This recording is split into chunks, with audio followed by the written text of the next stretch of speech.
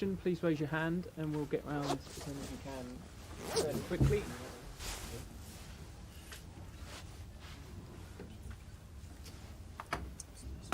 Okay, we're good to go.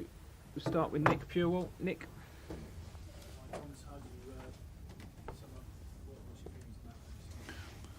So totally wild and open game in the first half. It's already a 2-2. Came back twice. We had a good start. Gave again a first goal away, which is absolutely impossible to do these things in consecutive matches. And we're doing it. We come back twice, and we scored another 2 in the second half, but unfortunately on the wrong side. It's a level of mistakes and an amount of mistakes in consecutive games here at home. This is impossible on that kind of level. You don't see this. It's simply impossible. But we are doing them in the moment, and cannot win football games like this. Jane. Does a defensive performance like that underline just how important Rudiger is? We conceded 7 goals with Tony against Brentford and Real Madrid. That answers the question. This is not about individual players. It is like a defensive performance is a team performance, and the offensive performance is a team performance. And you need to have the tactics right, which is also doubtful if I had this right. But you need to have team selection right, also doubtful if I had this right. And then it's a game for the players, and they get the full praise when they do it. When they do it like they did it the last 3 matches. And they have to face reality that this is impossible to win matches like this if you do this amount of mistakes of this caliber. This is simply impossible, and I don't see it in any other matches. But I see it now in consecutive matches of our games, and it has to stop. Otherwise, we're deep trouble. Hang on. Nizar's going next. We've got an order. Thanks, Nizar. Andreas made an obvious error in the first half, and then you substituted him. Can you explain the decision there? And it didn't seem he was on the bench either. I was just wondering if he didn't come out. He said he cannot continue, so I think he had some problems, and that's why I don't take a player out, because he does one mistake. To say that the pitch is difficult to play here, it's maybe sounds like an excuse, but it is a very, very difficult pitch that we have here. It's not to our favor. And the ball bounces very, very awkwardly in front of Andreas when he wants to play this ball. So, but still, I mean, we had the same mistake against Real Madrid. That cost us Champions League the next round. This one cost us the next match. I mean, I cannot remember when we got a goal like this. Matt? Thomas, you used to be so tight at the back. How do you reason it? Why do you think this is happening? Well, look at the penalty. It's like it's an unbelievable goal. It's from our ball possession. I mean, there is tactics behind. We have 3 ball losses in 10 seconds, and then we do a foul where it's not even the slightest danger. We foul a person that is a penalty, and we rob ourselves the chance to have 6 minutes maybe for the equalizer. What do you want me to analyze? There's nothing to analyze. This is. But is it concentration, for example? It must be something, but obviously it is also possible to don't do it, because we proved it in the last 3 matches, and we thought we learned our lesson from Brentford and Real Madrid, but obviously not. Gary Cottrell. Thomas, you won't have seen it. It was caught by the cameras. It might have been to do with that penalty. I don't know. But Aspie was arguing with a fan at the end of the game. I mean, that's obviously he's passionate about the result, about the defeat. Is that okay with you? I was not part of it. I saw it, but honestly, I can also understand the fan. Okay, last question, Andy. What happens if it doesn't? You said we cannot carry on. Of course not. Of course not. How can you? How can you do 3, 2, 1 big mistake in matches? How can you? You cannot. You cannot.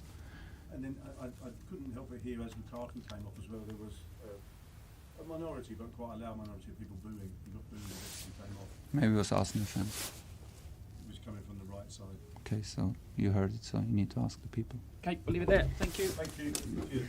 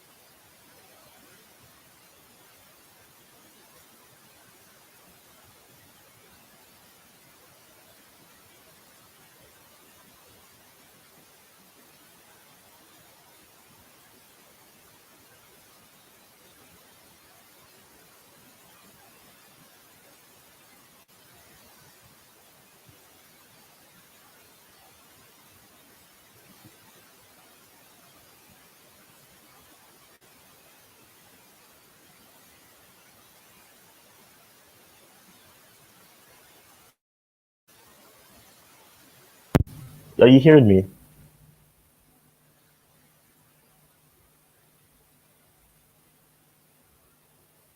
Are you actually?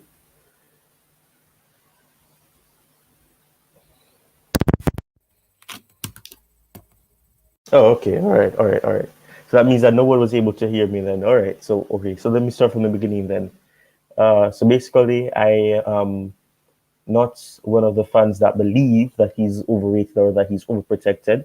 And Tragic, if you want to come in, if you have time, tell me what you think quickly. You don't have to stay. You can just tell me if you think what you think and why you don't think he is or why you think he is, and you can leave. But what I'm saying is that I don't think he's overrated. I think he's rated the right amount. I don't think he's underrated. I don't think he's overrated. I don't think he's overprotected. But I can understand why people would think he is overprotected. I think sometimes, when with certain situations, if the team loses, they don't blame him. So I don't know if it really goes into the category of being overprotected, but I think a lot of people do take the blame away from him and say that, oh, he has nothing to do with it. He should be able to do this, he should be able to do that. But he does make a lot of questionable decisions, and sometimes it's down to him. So if the team doesn't perform well, you have to blame him. All right. So basically, until Tragic joins, I will state this, and this is like I was saying. Sadly, no one was hearing me, so I'll repeat myself again. So basically, somebody who believes that he is shared something with me, and I'm going to be sharing it.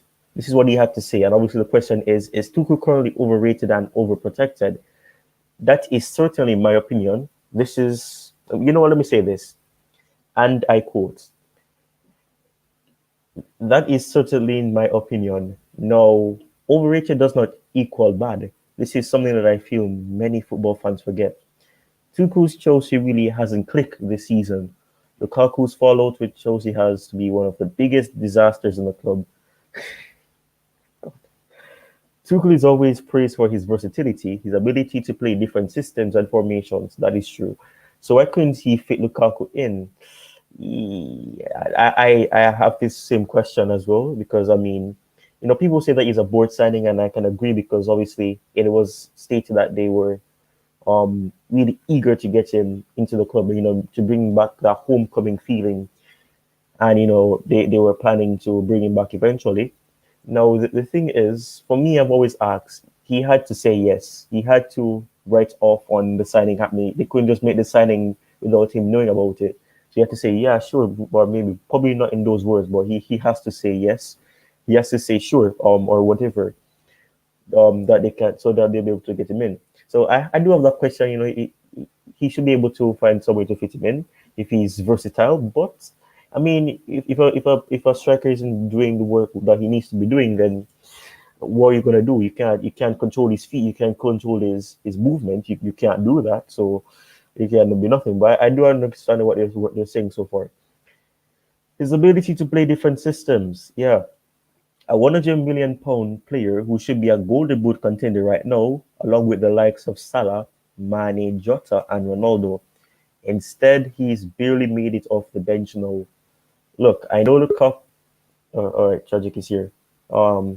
Just allow me to finish this statement that this person said, and then I'll allow you to speak after that, Tragic. So welcome, Tragic. I'm going to finish what I was saying, and then after that, I'll let you come in. Okay, so Tuchel almost looked like he made no attempt to play Lukaku's strengths. Correction. He always had him as an out-and-out striker, whereas for Belgium and Inter, he excelled in dropping deeper to collect the ball and trying to offload a quicker forward like Lautaro Martinez. Yeah, I can agree with a bit of this. He can make intelligent probing runs forwards from deep that defenders find hard to defend. Italian league, that is Italian league tax there. A lot of Premier League defenders aren't like that. So it says probing fans forwards from deep that defenders find hard to defend against people, because he's incredible when using his strength to block off defenders from the ball. The first leg against Real Madrid as well, collapsing 3-1 at home. The results in the second leg was down to a poor Madrid performance until around the 70th minute when Pulisic came on for Werner, and you can tell that those were all of a sudden lost. That is true. They put the foot off the gas, and all of a sudden Real Madrid punished them with very, very little goals. So yes, Tuchel is too protected right now. It is hard to live up to the expectations after winning the Champions League in your first half season. But when you're given a huge summer window, you should be doing much better. Yeah, I have to say that part of this I agree with, and part of this I don't agree with. Yeah, I do understand, and especially the example they gave about Real Madrid, and you know, and that's the strange thing. A lot of people would be surprised to say that when Bruno was taken off in that Real Madrid game, the fluidity switched. There was no ability because Pulisic wasn't match fit, and I still don't think he was match fit when he played after that. But he did make some valid points. But there's a bit of it that I can't agree with. I mean, for me, you know, with like I was saying before, which apparently no one could hear me say, was that his substitution decisions and things like that, it is questionable because sometimes he chooses a selection, and people say that he has to work with what he has, and I do agree with that sometimes. But at the same time, you have better players that aren't really playing than the ones that you're playing on the pitch. Ruben Loftus-Cheek is not a six, but he played as a six, and as a result, Arsenal were able to get through the midfield. You have Saul Niguez. What's the point of having Saul Niguez? And you were the one that agreed to bring Saul Niguez in, and you're not even playing him. And Saul Niguez is the closest thing you can have to somebody who can be a mixture of Kovacic and Jorginho, and he didn't play. So to me, that makes no sense. And people say that he had to work with what he has, but you could have played another player. You could have done anything. If you're willing to play Ruben Loftus-Cheek on a position, play somebody whose position it is, and they're able to do something. And Sonny was starting to come into his own, and he was starting to perform good, even though people might say it's against a cup team or a team that are in the second division. But you can't downplay the team. The team barely won against them. So to me, I don't understand that. But Charlie, what do you have to say about this controversial topic that got me a lot of hate before the stream even started?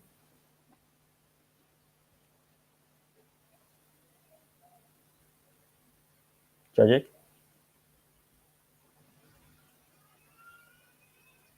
Oh. Yeah, I don't think Tragic is here. Hello, hello, hello. Oh, okay. Yeah, I'm back. Sorry, my internet went out. All right. Yes. So yes. Should I start talking now? Yeah. What do you think? What do you think about it? Do you think he's overrated and overprotected? I got a lot of hate before the stream even started in my direct messages. So I want to know what opposing fan thinks. Yeah. Honestly, I think it's half and half. I think he does make mistakes. Sometimes he Mm, does make the right decisions. Also, yeah. it's it's not really about being protected. I guess constructive criticism is good, but at the same time, you shouldn't absolutely say, "Oh, Tuchel out. That's it." He lost the Mm, derby. Have to go. I mean, he won you guys the Champions League last season, so it's not a given that he should be sacked. yeah. But I mean, yeah, I thought that he made a lot of mistakes in both the Madrid game and also the Arsenal game. And especially the Arsenal game, the players have a lot to be accounted for that game. I mean, that I don't know if it was the second or third goal, but either one of them, you guys were literally playing pass with Arsenal for them to score that goal. It was so shambolic. Like it was, I think it was Christensen that started the pass, but like, literally passed to one of the Arsenal players. Then Arsenal players passed to It was one of your defenders, Aspie. Aspilicueta. Then he passed it back to I think Saka. Then he scored the goal. And yeah, I mean, the players 100% need to be accounted for for those goals. But also the coach needs to be held accountable for them too. Mm, When you're 3-up against Madrid at the Bernabeu, you need to get defenders in. You need to get attackers off. Um, the fact that you just straight up put in uh, Christian Pulisic, another attacker, during that ordeal. That just showed that, I don't know. I guess his decision making isn't high tier, in my opinion. Yeah, yeah. So I guess there's no real straight answer for that question. Mm, yeah. Yeah, and that's the thing because like I said, I got a lot of hate before the stream even started. People were like, overrated. You are so deluded and all type of thing. But so that's why I put which is why I was saying at the beginning that it's not my opinion. It's that something I saw on Twitter because people were saying Tuchel, oh, he's overrated. He's so Yeah. protected by the fan base. So I was like, oh, you know what?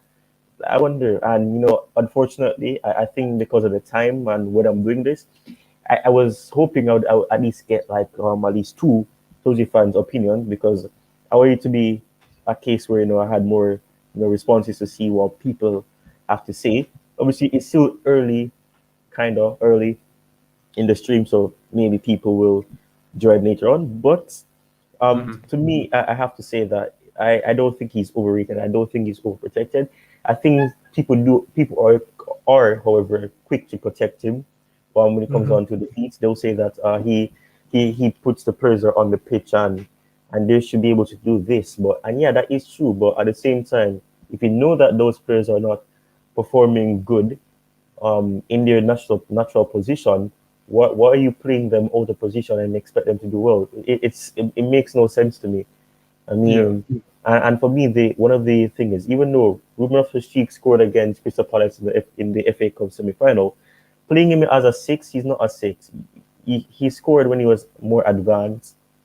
So to me, if you wanted to play him as an 8 or a 10 or behind the striker.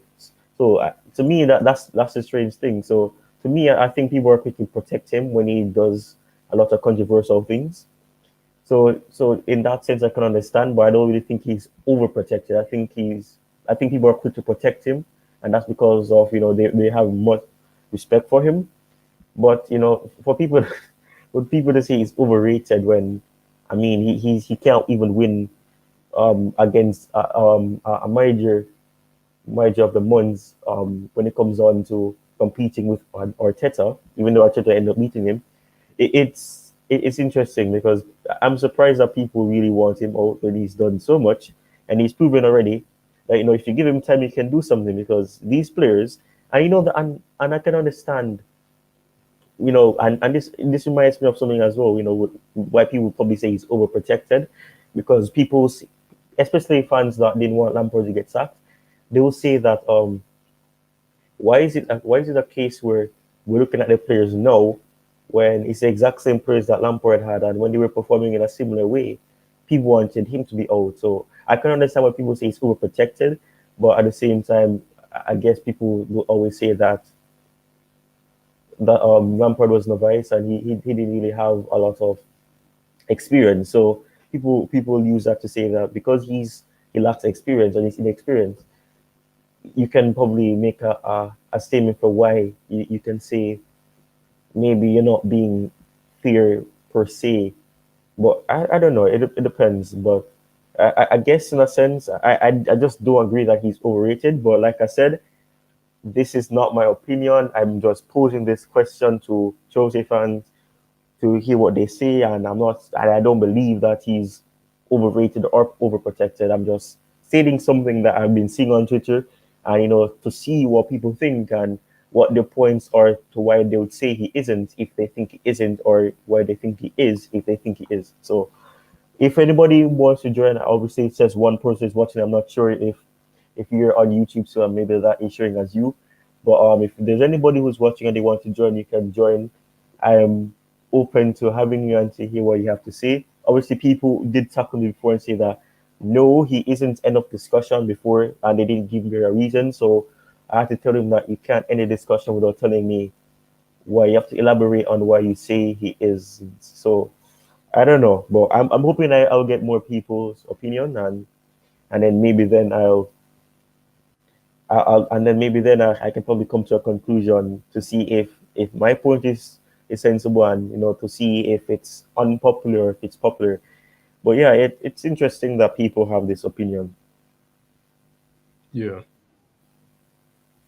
Yeah, I guess for example, Oggs from GFC, Mm. he would agree more with the fact that he is kind of overrated. I mean, just from what I've seen, he has been on his case for a long time now.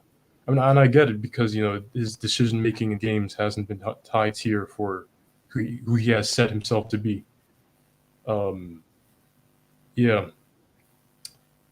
Mm. Yeah, and that's when the and when I saw this, I was like, this is something that Oggs would say. This is something he would say because yeah, I even remember in the Arsenal game because I was on the watch along. You were saying that he's so protected. People are so quick, and if you criticize him, this like you're not a true fan. You're a plastic fan, and mhm. people say that. So that's why I can understand where they're coming from, but I don't really think he's overprotected. I think people are quick to protect him, but I don't really think he's overprotected thing. People say that you probably say he's protected, but I don't know about overprotected and probably saying that it's that for. But I don't know. People always have their opinions, and I mean I'm not a person to tell people that your opinion is foolish, change your opinion, and that's what people love to do. People love to because they disagree with you, they're trying to say that your opinion is false and this. I mean, even if I do agree with your opinion, I'm not going to say that your opinion is stupid or this. I will say that maybe this approach you're taking is kind of foolish, but I will respect it. But I don't know. Mhm. I don't know, man. But with us, right? I remember, and he does get angry, so I can understand. So sometimes he'll say things in the moment, and then he'll say that when it comes on to Chelsea, I do get angry and things like that. So yeah, I can understand that, and I can understand why he would really say that. But people are still attacking me on Twitter in my direct messages, and they're saying that, what are you doing, man? You're gonna lose a So, lot of respect. Yeah, people are saying it right now. You're gonna be losing yeah, it's like respect. uh, it's Yeah, go ridiculous. on. I mean, you have a. I mean, if you think about it, you have a point, or I guess that you're not the guy that's saying that, obviously, but that point has backing to it. So the fact that our Chelsea fans see that Tuchel isn't making the right subs, he's not making the right decision making. They're seeing that, and they're still backing him 100%. And yeah, it's a bit weird. I mean, I don't think he's overprotected in a sense because people still criticize him, Yeah, but I mean, he does make mistakes, and Chelsea fans should understand that. yeah, yeah. Well, and I mean that it people are acting like because he makes mistakes, it's wrong to criticize him. And I've had that experience of where people are like, don't question the manager, and I'm like, really? Come on, you have to question the manager's decision because you're not gonna always agree with every decision he makes. Even if it pays off, you're gonna still have people saying that, he should still have come on. So for example, if a substitution happens and because people do have their favorites, if their favorite comes off and somebody else comes on, they're like, why are you bringing them on for? It's not gonna do anything. And then moments after that, they score. They won't say that, well, that substitution worked out. They're gonna say that, he should never have come out. Maybe he could have scored. Yeah. So I don't know. I really don't know. But people are looking because a while ago I just saw that 15 people joined and then they left. So it's like they're wondering. So they're wondering what I'm talking about, and then they're leaving after that because I don't know. I don't know. Like, this guy's And that's talking is rubbish. yeah. I don't know, man. I don't know. Yeah. Yeah, but it is what it is, man. Two people are watching now. Over you, two people are just watching, but they're not saying anything, and sometimes people will do that. But I really want to know if anybody else has anything to say, if anybody agrees. But it's saying that two people are here, so whoever those two people are, you can either join the chat or you can comment what you think, and then let me know what you think. But it's funny that people are like this, and it's weird. It really is weird. Yeah. I mean, yeah, Yeah, yeah. Go on. yeah, yeah. I was gonna say that at the end of the day, the manager does see different stuff that we do. So if you don't agree with like a sub or a starting lineup, the guy probably sees something in training center that we don't see. Like there are many things that, for example, like Ralph Ragnick or that that Carlo Ancelotti does for both my teams that I'm like, why did you do that? But at the end of the match, I understand why he did that, because that decision really would have won us the game. So yeah, it really depends. Like, yeah, I guess if Thomas makes the right decision, he gets praise. If he makes the wrong decision, and he gets fired up. Yeah.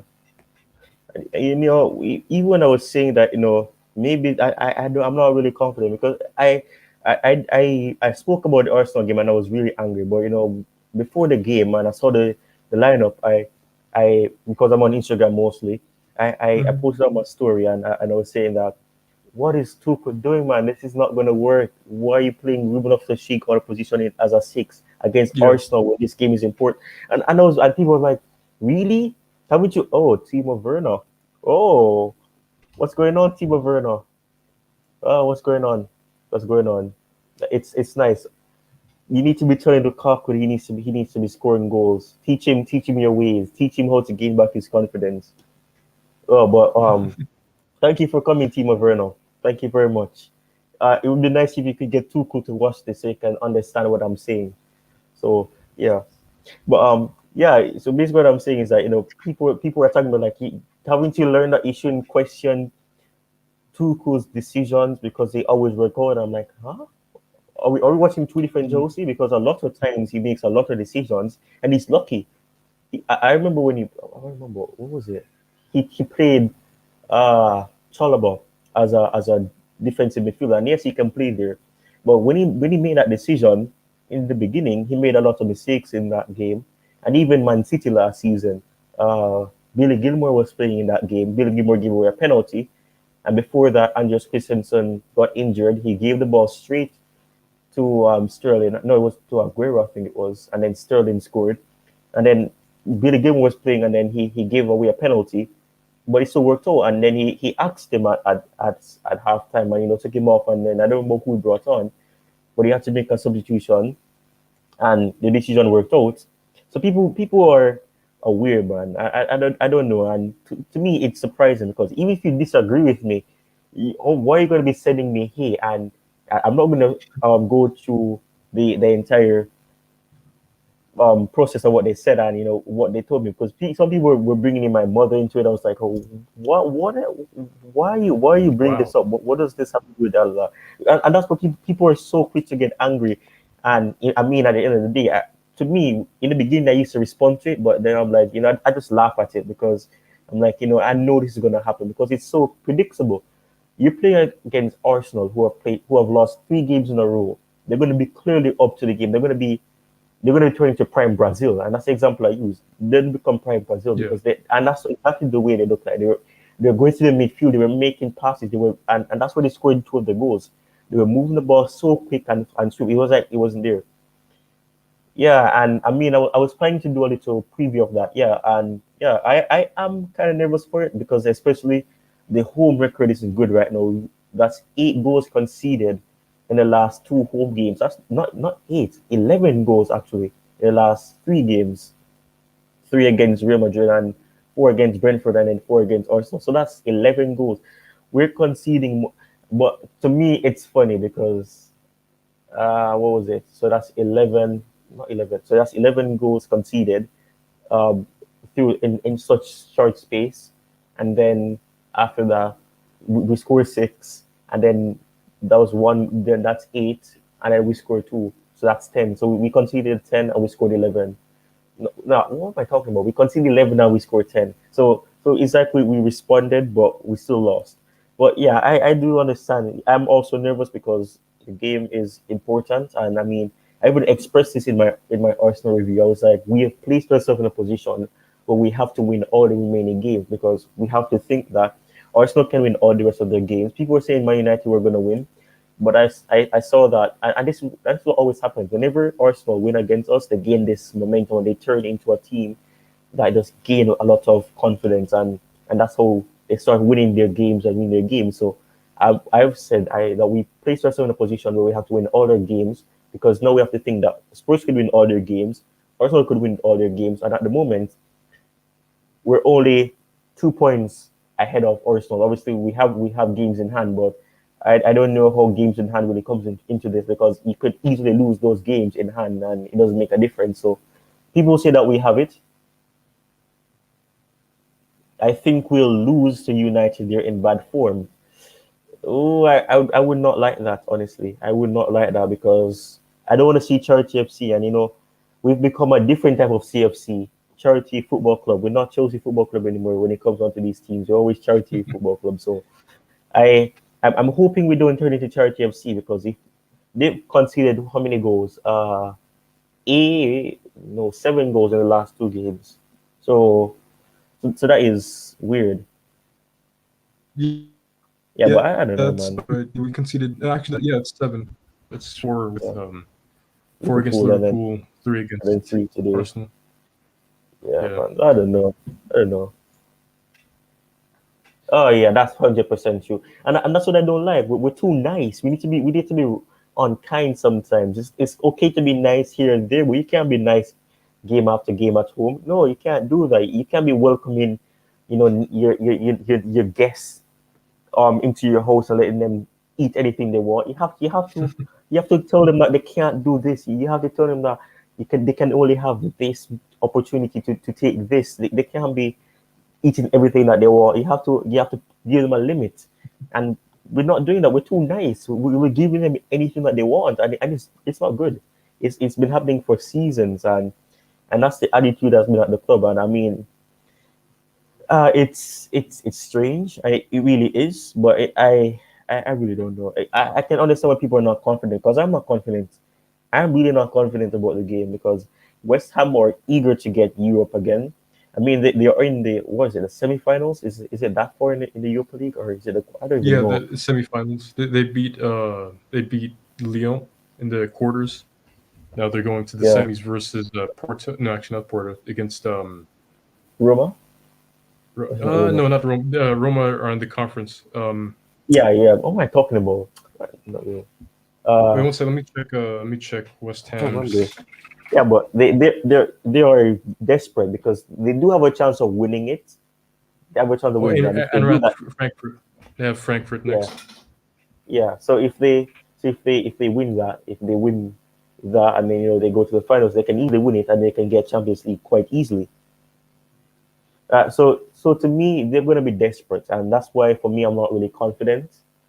So I don't know. I don't like this feeling, and with everything surrounding, and I'm going to take this quick opportunity. If anybody joins in, then I'll switch back to the topic. But I'm going to focus on this little thing and speak about the fact that Antonio Rudiger has opted to leave and to go to Real Madrid. Supposedly, that's he's close to signing to Real Madrid. So that's unfortunate. But I people are going crazy, like it's the end of the world, it's the end of the club. The club is gonna die as soon as he leaves. And I said on Twitter, and I said I hope I don't get butchered, because people are acting like because if he leaves, we're gonna fall apart. We're no longer going to exist as a club, because Rudiger is the center of everything we're doing. It doesn't make sense. Yeah, and Yeah. speaking about advantage, and thanks for reminding me of this, Timo Werner. I keep saying that, it sounds so funny. Yeah, but thanks for reminding me. I wish I knew your real name, or a name that I can call you, because it sounds weird to say Timo Werner. But yeah. So I think they only have one available centre back. I think Zuma is injured. I think they only have who's it? I don't remember. I was looking at it, and somebody told me. I'm gonna quickly look at, because I think they have only one available centre back. Are you talking about Uh, Real Madrid? no, West Ham. Yeah, they have only one. Oh, West Ham. Okay. Yeah, they have Dawson and Diop is out. Agbona is out. Zuma is out. So we have an advantage. We should be taking this, and that's what concerns me, because whenever teams are wounded, like you use wounded animal, that's when we're too nice. We're like, oh, poor thing, you only have one centre back. We're gonna make you look like your prime Germany and prime Brazil and prime Barcelona. That's the way they are, and it's so strange. I don't understand why. You're supposed to be like, oh, let's hit them. People are gonna say that, oh, we and that's the thing. You can't win because even if you win the game, you're gonna say, like, people are gonna say that, oh, they only had one center back. They had to play players other position. And if you lose, you're like, you lost to a team that only had one center back. So it's you can't win. Either way, it's gonna be that, oh, you lost to this team and they're wounded and they don't have players available. And if you win them, you're like, oh, they only had one center back. So it's not a surprise that you won. So there's no winning it, and that's unfortunate. But yeah, so Diop is out, Bona is out. Let's say you lost to Cyclops FC. Yeah. But yeah, it's weird. But as I was saying, I'm gonna go back to the Rudiger situation and how sad it is. But like I was saying, even if he leaves, we're gonna survive. We're gonna survive after him because we've lost players, and yes, people say that we haven't replaced a lot of them, namely a Drogba. But it's not easy to replace them because they bring something different, and this generation of players are completely different. They aren't the same. They just think that I want to be the most expensive signing. I want to be earning this more. It's all about money.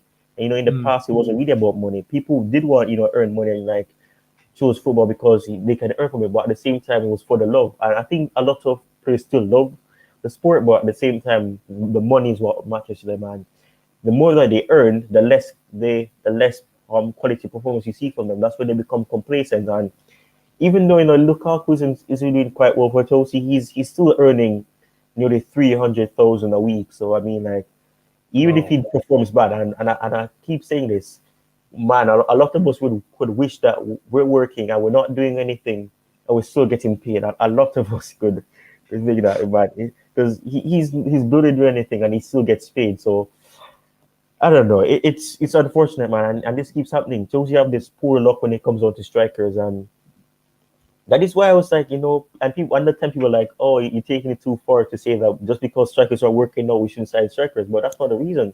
Because the way that Tuchel plays, and people say that we may switch the system and switch the way we play. But even if we do that, we don't play with an out-and-out striker because the Premier League doesn't really. And if you notice that, the Premier League, the strikers are in the Premier League, they're more of creators now. Harry Kane is doing that. And even Liverpool, they don't play with a centre forward per se. They play with false nines now. They use Salah, Sadio Mane, Diego Jota is probably he's a deep lying forward. So he comes deep. He helps to Luis Diaz. He's a wide forward. He still does. He still goes central, and Sadio Mane is trying to go central as well. Salah is on the right or on the left, sometimes probably in the center. So they don't do it, which is why to me, you don't need a striker. If you want somebody who can pounce on those chances, then fine. But that is why you need inside forwards who can actually score goals. And I mean, the last player that we had that had a quality was Costa, and we didn't replace Costa. We didn't replace Drogba. Costa was good, but he wasn't no Drogba because he would struggle against teams like Arsenal too, and he would score 20 goals a season. In the Premier League, but that's about it. He never wins the Golden Boot. I mean, a lot of teams win the Premier League without winning the Golden Boot, or their player winning the Golden Boot. So it's not abnormal. But at the same time, Drogba would be winning Golden Boots and he would be scoring goals. He would score goals from some strange positions. He would be outside the box and he gets the ball up in the air and he goes turn around and shoot, and it's a goal. So he had quality that you can't find again because players like that, they don't meet them. Like Sadio Mane, people are 50-50 about it. People say that he's good, people say he's inconsistent, people say that Salah is the better option, but conveniently and ironically, Salah wasn't performing well. Obviously, he's starting to score goals now. I think he scored 2 goals against Man United, or probably mixing up the first game, but I think he scored at least 1 goal. But it was like one. It was 1 goal versus United. Yeah. So the point is, Sadio Mane is the one that was scoring more goals, even after the World Cup qualifying thing and everything. So to me, it's weird, but I think I've drifted way off the topic. But I'm going to go back to Tuchel, and I'm unfortunately everybody I'm asking they aren't available, which is unfortunate. So yeah, but I'm gonna quickly go back to the Tuchel situation. I'm gonna. Oh, somebody has sent me what they think. They say they can't join, but they send me something of their thoughts. So I'm gonna quickly, go on it and find it so I can read it. So if you want to say anything tragic while I find it, you can. It could be about anything, honestly. Anything? Yeah, sure. Let me think. I mean, I guess I can talk about United. Hmm. Yeah, you can speak about it because they lost to Arsenal. So yeah. Yeah, I mean, dude, what a horrible. Actually, I'm glad I slept through the match. Like I slept way too late yesterday, and I woke up and I ended up not watching the match. But I'm glad I did because it just seemed like a horrible match to watch. I mean, when we keep conceding stupid goals, and when we actually get back in the game with Cristiano Ronaldo, we actually get a pen. We don't give the pen to Ronaldo. I mean, his nickname isn't Penaldo for no reason. I mean, come on. Ended up giving it to freaking Fernandez, and he absolutely takes the most horrible penalty I've ever seen in my life. Hop, skip, no shot power at all, and he hits the post, and that's game over. And we bottle it. Then Xhaka scores his screamer. Then that's it. I mean, dude, this 90% of the players in this team are so bad. Like we were lulled into thinking that these players are world class. The only world class players in this team are Ronaldo, De Gea, and maybe Elanga, who's just coming up. Those are world class players. Everyone else are horrible. And I really hope that Ten Hag gets managerial position to where he can do whatever he wants. Because, dude, if Ten Hag comes in and Maguire's still starting, I guess Fernandez still starting, all these first 11s are still starting, then that's it. This club is rotten to the core. Because if Maguire's still going to start, then it's obvious that the board is pushing for him to start. Yeah. So I mean, thank you. You're my lifesaver. Sorry about that, DJ. that's okay. Oh, there is. Yeah. Big up, DJ. Big up. Yeah. Yeah. Sorry. Go on. Go on.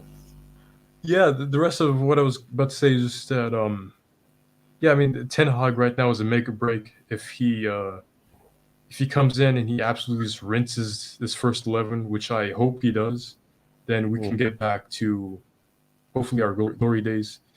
If he just comes in and nothing changes at all, the first 11 doesn't change, then that's it. We're gonna literally just have to wait until the Glazers get too old to own the club, so that someone else can come in, because that's literally the only way we're gonna get out of this stupid rut we're in.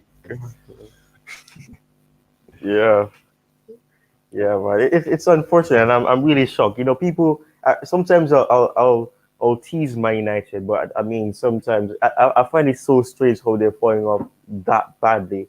Well, I mean it's surprising. It's also not surprising because they sign players, and there isn't really much done, and the attitude really. Well, that's my opinion though.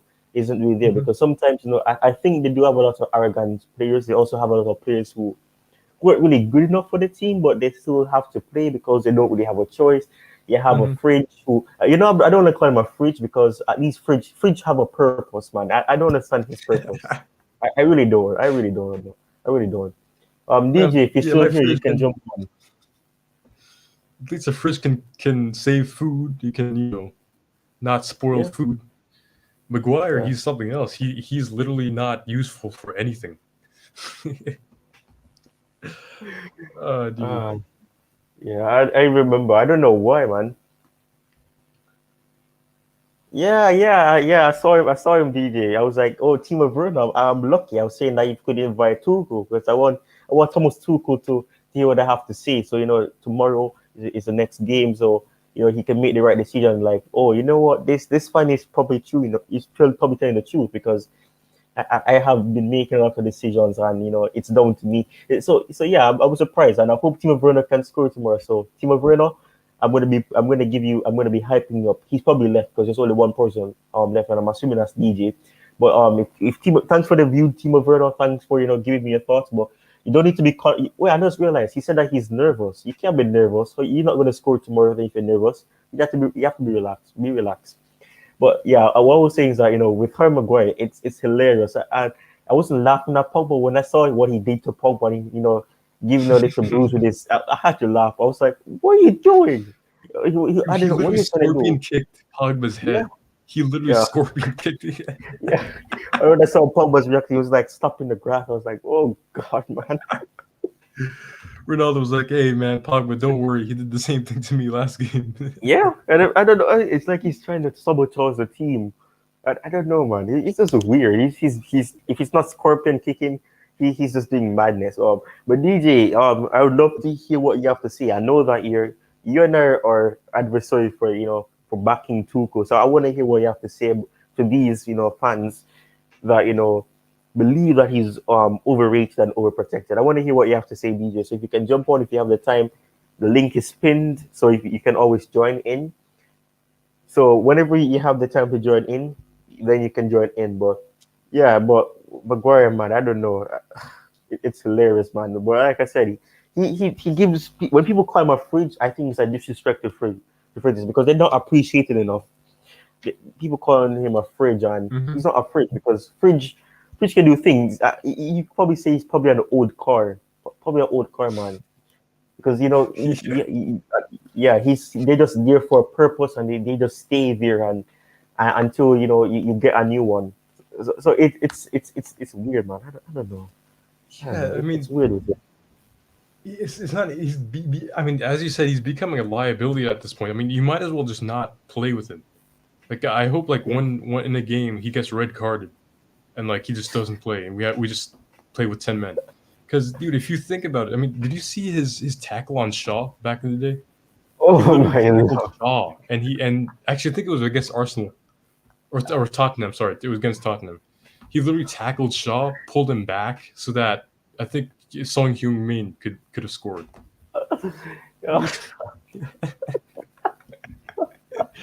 He's literally a whole shambolicness. I mean, even did you see the video of his Hull City teammate back in the day? He said that he literally doesn't have the he literally shouldn't even be in the Premier League. I mean, even for Hull City, he was pretty shambolic from what I've heard from his teammate. I mean, the fact that this guy is 80 million, we bought him for 80 million. It's just so horrible. Man, we should get a compensation package of 80 million for what he's done to us. Yeah, I remember I don't know what match it was, and he was raising his hand for a handball for his own player. Oh, I matched. So I guess for me, he's not matches. At least he's fair. At least he's fair. At least he's fair, man. At least it's fair, yeah.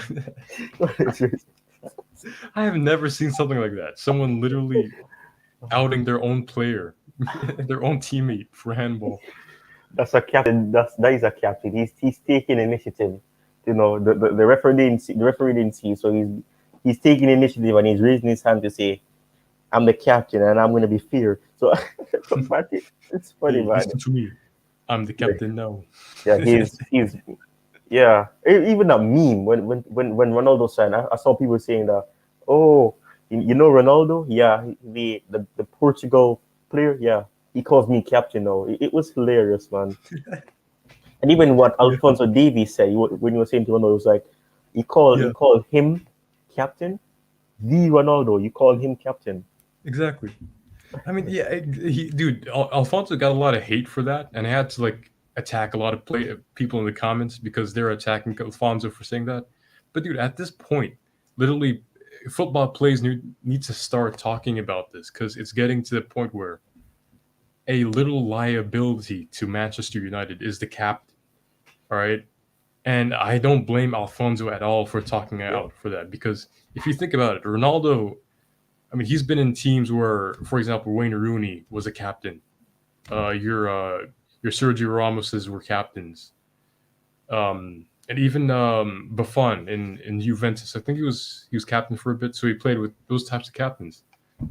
And then he comes to United and a freaking liability of a fridge, or not even a fridge, an old car, whatever you want to call it, is captain. It just shows how in the mud Manchester United is right now. The fact that we have a liability as a captain, it just it's horrible. And Ronaldo needs to stay, stick with it, suck it up. Oh yeah, this guy, this old car is a captain. I just have to deal with it, even though he just he headbutted me in the head. Scorpion kicked Pogba. I need to deal with the fact that he's captain. Poor guy, man. Poor guy. I don't know. I heard. Did he play today? I know he was dropped, but did he play at all? No, he was dropped for the whole game. Oh, and they still lost. Jesus Christ. We still. Yeah, so people were like, "Oh no!" When people saw that he wasn't playing, they were like, "Oh, where's the drama gonna come from?" But there was still drama. I don't know. There was still drama but not the drama that people wanted to see. There was drama because people were saying that it wasn't a penalty, and when I looked at it, I was like, "Huh? Is it a penalty?" I don't know if it's just me, but I think the player was going down without he being even touched. I think it was Sancho that gave away the penalty, quote unquote. Okay. Yeah, I think it was Sancho. Are you talking about the penalty to United or Arsenal? I think it's Arsenal. Oh, okay. Yes, it was. Yeah. Yeah, I think it was partly Telles's fault, and then I think it was Sancho that was part of it. But yeah, I mean, yeah. Even it just shows, even with Maguire, who doesn't do anything all game, it just even without him, we have a horrible game. Actually, I'll have to watch the game in a bit, the full game, because I missed out on it. But from what I've heard, we actually dominated the match in the first half. But I mean, I guess maybe that has something to do with the fact that Maguire wasn't in the match. But I mean, that just shows that also it's not just our defense; our midfield is nothing. Ooh, okay. I mean, our midfield, I guess no crosses are going into our striker role, which always happens. No crosses rarely to Ronaldo. The only cross that went into Ronaldo was a goal, luckily. No, I guess we could have pressed them up, but at the end of the day, if the ball doesn't go to the back of the net, it's not a goal. Yeah. And yeah, I mean, as Tenag said, he got it absolutely right. We need to rinse this whole lineup. Keep a few key players, but that's it. Rinse all these players, because from the defense to the attack, every one of these players are shambolic. Yeah. I see a comment on VJ. I may do this as long as possible, so people who, probably if they're not available at that time can come on. I started, I think 56 minutes ago, 57 minutes ago. So I think after the maths now, 5:15. Yeah, 5:15. I think it is. So yeah, 5:15. I think it's 5:15. But no, it's what is it? 6:14. Yeah, 6:14. So yeah, 57 minutes ago I started this. So it's odd, man. It's odd. But I really want to hear what you have to say, DJ, because I'm really shocked. And I mean, you're the one that brought the attention to me that people were saying Tuchel. Oh, but when I looked on when Tuchel was trending, I realized people was like, "Oh, Tuchel is so overrated, man. Get him out. He won us the Champions League. Di Matteo won us the Champions League, and then he got sacked. We should do the same with." It's like, seriously? I don't. People don't appreciate what he's done. He came in with, and the difference between Di Matteo and Tuchel. I'm not saying that Di Matteo didn't do anything, but the difference is that team had your Lampard, your Kalou, your Drogba. You had, God, man, you had Benteke, who was on the bench, and I think he played at some point.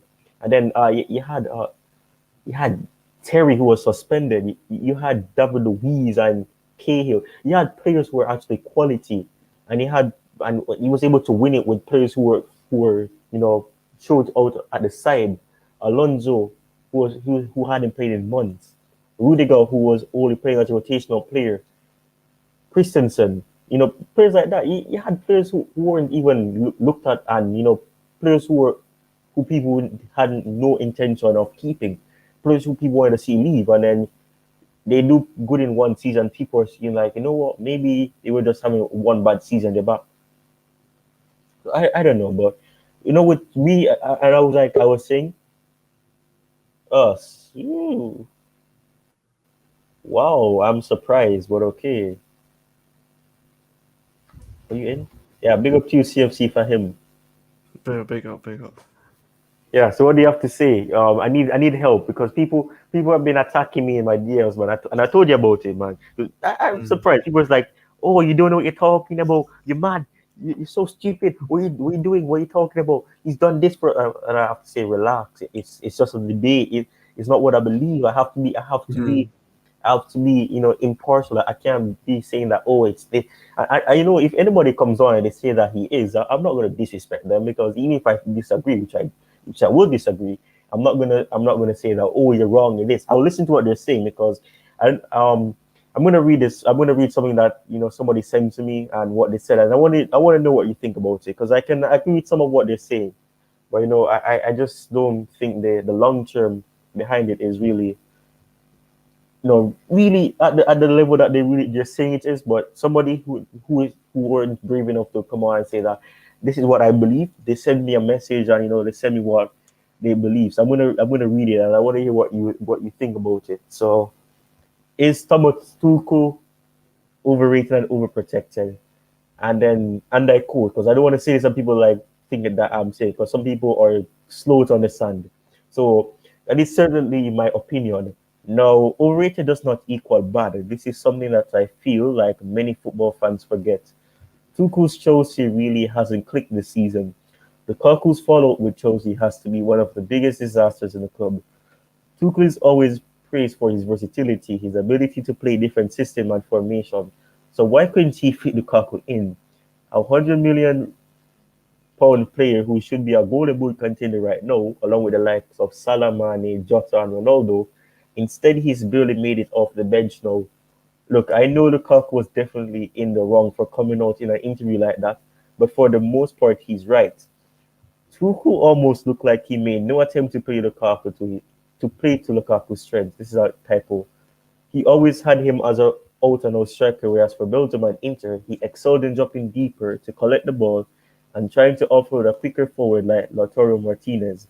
He can make intelligent probing runs forward from deep that defenders find hard to defend against because he is incredible when using his strength to block off defenders from the ball. The first leg against Real Madrid as well, collapsing 3-1 at home. The result in the second leg was down to a poor Real Madrid performance until around the 70th minute when Pulisic came on for Werner, and you can tell that Chelsea were all for a sudden loss. They put the foot off the gas, and all of a sudden, Real Madrid punished them with very, very, very, very late goals. So yes, Tuchel is too protected right now. It is hard to live up to the expectations after winning the Champions League in your first half season, but when you're given a his summer window, you should be doing much better. So what do you think about that? And big up to you, Ankit. There's a lot to talk about what he said. Yeah. A lot to talk about. First of all, the Lukaku one. Actually, you know what? Let's talk about the squad in general. Yeah. Because under Lampard, this is pretty much the same squad Lampard had, and we finished fourth. Minus Finished Lukaku. fourth, Yeah. and then season before that, we had Sarri finished third. We just scraped third. Actually, we should have Yeah. got fourth or something. I can't remember, but we scraped third. Season before that, it was Conte, and we finished outside the top four that year. Season before that, we won the title under Conte, but we didn't have any football like Champions League football or European football that year. So we played like one game a week, sort of thing like Arsenal is doing right now. So that's what 5 years ago, since we last won the title, and we got rid of Hazard, we got rid of Nemanja Matic. That was our main DM that we still struggle right now. We didn't have a left back. We had Marcus Alonso playing left wing back because Ashley Cole left Chelsea that time, and Conte reverted back to a back three. And Azpilicueta was that left back, but now he's not really a left back anymore. He can't really play that position that well, that consistent. So there's loads of issues that we can talk about, but I'm going to talk about the squad in general. This squad is not good enough to win the title. That's for sure. I can tell you that right now. My expectations at the start of the season wasn't to win the league. It wasn't. It was to compete at least, to challenge, to close the gap. That's what Tuchel even said. Like the start of the season, we want to close the gap between Liverpool and Man City, which we have. Some cases we have closed the gap, but still a big gap. It's still a big gap. If it weren't for Tuchel, I think the gap would have been even bigger. Being honest with you, so Tuchel is kind of not really.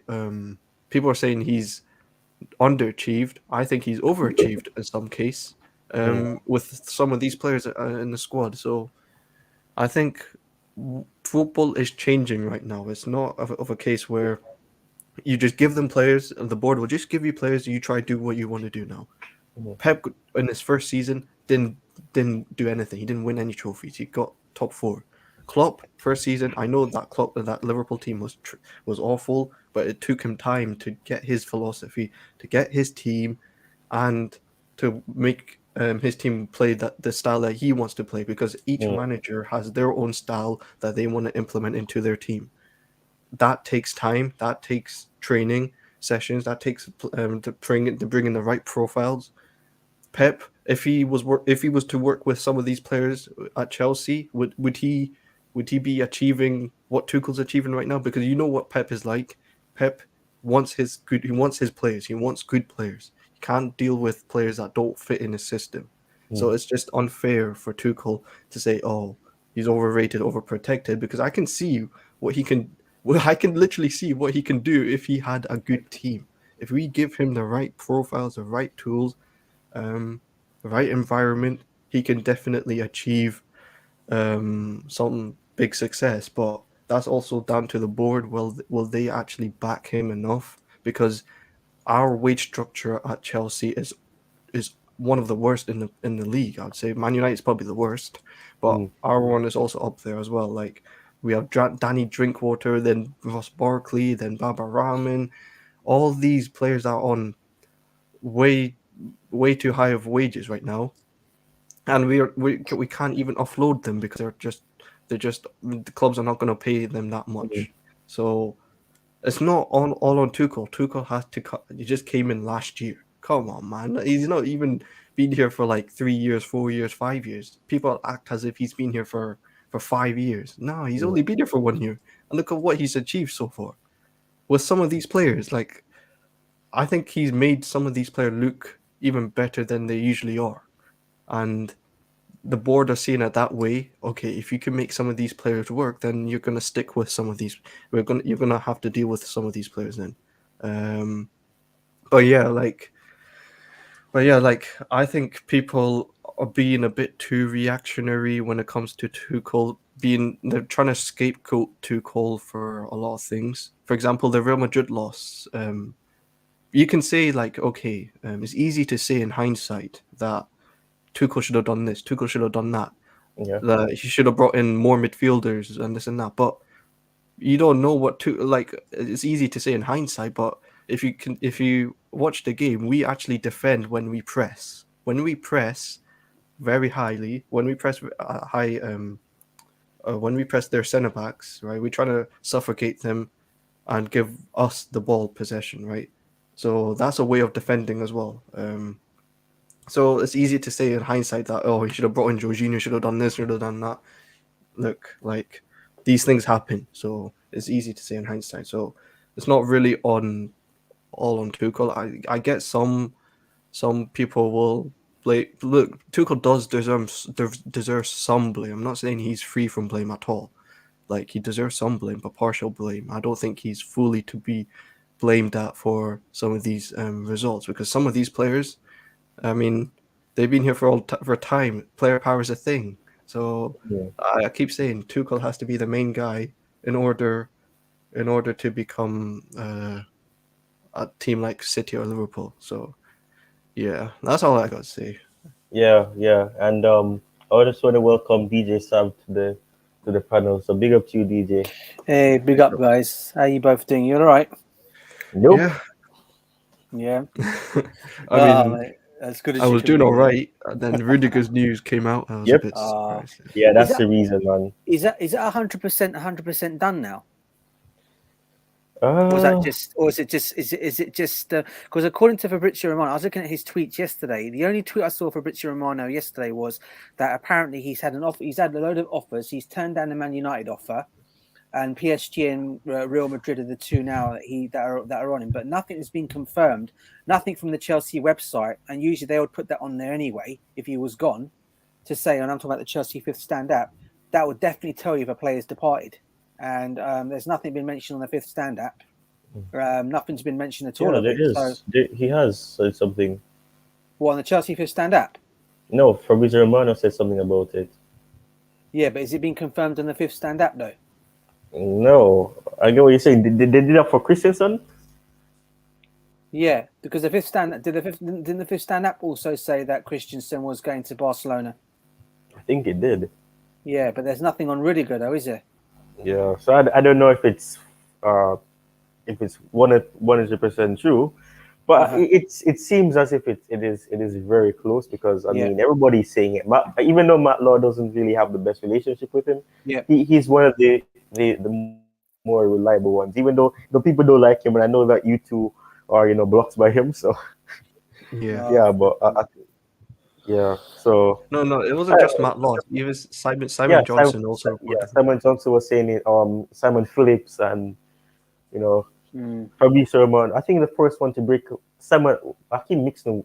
I think Simon Phillips was the first one who said something about I have bad news to share on Rudiger, but I have some news to share on Rudiger that you're not gonna like. And then a lot of people were angry at him, was like, "Oh, what are you talking about? You this, you that," he got a lot of heated messages, man. But he wasn't wrong. So if this happens, a lot of people owe him an apology. And I think people are reactionary. Yes, and I don't know if you guys heard me say this earlier, but with Rudiger, I've always said that no player is bigger than the club. I mean, Rudiger has been key to what Tuchel has been doing, key to what we're trying to do. But the club will be here after him, and it was here before him.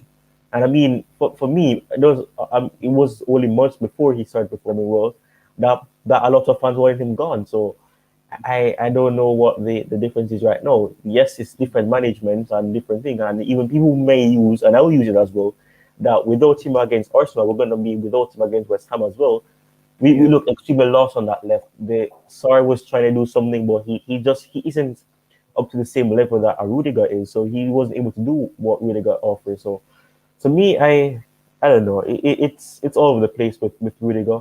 I'm hoping that there's hope for it, because especially with the fact that and that's strange for me, because Fabrizio Romano said that he's willing to meet with the new owners first, and then he'll wait until the summer to discuss. And even when I was on Twitter's perspective, it reminded me of some things that people want to blame the board and say the board did this and the board did that, but we wanted to start negotiations, for him to extend from July. And he said that when Germany had a game in the Euros, he said that he's not focused on club level, he's focusing on the Euros, and he'll on anything that has to do with the club after that will be done after the Euros. So to me, that it's weird, because you don't know who to blame or to really say that this is the reason. But we had a lot of opportunities, but really God said that he got to wait until after the Euros to discuss anything. So he was offered 230,000. Man, I don't remember how much they're quoting that he said he wanted, because the accuracy in all of that doesn't make sense, because I don't know. I really don't know. But if it's a case where he leaves, it'll be unfortunate, because then we're gonna have to find a replacement on that left. And not only do we have to find a replacement for Christensen's position, whether or not people think Christensen is good enough, Christensen can do something on his day, and Christensen was the closest closest replacement you could find to a Silva in the center role, and he does best in the center, in my opinion. He does better there than than on the right. He can do something on the right, but he's better in the center. And we saw that against I think it was Crystal Palace, where he kept making those interceptions, and he was deflecting things, and he was able to get the ball for throw-ins and things like that. So he's better in the center. But DJ, what do you have to think of? What do you have to say about all of this? I know that you and I, when we were doing the Arsenal review, we were saying that people will say that he doesn't deserve criticism, and some will say that some of it should go on him. So what do you think about this? No, listen, I think I said even I came on here after the match, Tyrone, and I actually came out and I said, bro, I think he deserves some of the blame because of the defence he chose that day. I'm not saying he's not up for criticism, because every manager that does mistakes, doesn't matter how big and what a quality manager you may be, every manager does make mistakes. And when it does happen, unfortunately, our fan base is not like other fan bases. Other fan bases can look over it. I mean, Liverpool, if Klopp was to do that mistake, it was a mistake, he won't do it again. They move on. They don't criticise him as much as our fan base does. The same with Pep Guardiola. You never hear Manchester City fans doing the same thing. But the Chelsea fan base is completely different. And this is what makes us different to everybody else, and why we need to tread carefully with Thomas Tuchel. Because I can tell you this right now, guys, okay, and this for me will not surprise me at all, right? With everything that's going on with Rudiger and Real Madrid, let me tell you this right now, yeah. If Real Madrid were to go out of the Champions League to Manchester City, Carlo Ancelotti's job is done at Real Madrid. He's done and dusted with. He's finished. He's out of there. Yeah. Okay, they've already tried to target Thomas Tuchel last season. Okay, all right. This season, they'll do it this time round. And if Rudiger's already there, okay, and with all the surrounding the football club at the moment, and Thomas Tuchel, with also things going on in his private life, if he decides that, you know what, the club are not backing me, they've got rid of my best player in Rudiger without trying to keep him, they're not getting the players I want to get in, let me go to a football club that's going to give me what I want, right? And Real Madrid will give that to him. I do believe last season, when we beat them and put them out in the Champions League, I do believe Ramon Calderon, the Real Madrid chairman, I do believe spoke to him then and wanted to find out about his situation last season. But I think apparently he was told, you know, he's happy at Chelsea, he's going nowhere, he's only just come in, but they were looking at his situation because no one knew what was going to happen to Thomas Tuchel at the end of the season, right? Yeah. Now, Chelsea fans continue to criticise this guy. I'm not saying criticise him, yes. But if you go beyond criticism, which some of our fans basically do, and all right, they will just force this guy out of the football club. And it doesn't matter about money to him. He'll get whatever money he wants at Real Madrid if they want if they want to get another manager in, they'll do it. They've done that with Rudiger if he does end up going down there. Okay, all right. There's also talk of Reece James, also linked heavily with Real Madrid. They're looking at him as well. All right. Now, I know a lot of the Chelsea fan base. I know some Chelsea fan base out there that seem to be getting on Reece James back. Okay. And because of they're saying he's just not good enough. I tell you what, if this guy ends up going to Real Madrid, they'll be regretting everything they say about him, to be honest with you, because I'm telling you now, he's going to ball at Real Madrid. And when that happens, yeah, all the Chelsea fans that have been criticizing him will be looking on and saying, oh, we want the board out, this and that. They didn't keep our manager. Literally, it's some of our fans out there that are criticizing our manager, criticizing our some of our players, and some of our players are vital to our team. And Reece James, for me, is Chelsea's future going forward. If this guy ends up getting kicked out of the football club because he's forced out from some particular Chelsea fan bases that don't want him or criticizing him, the guy will go.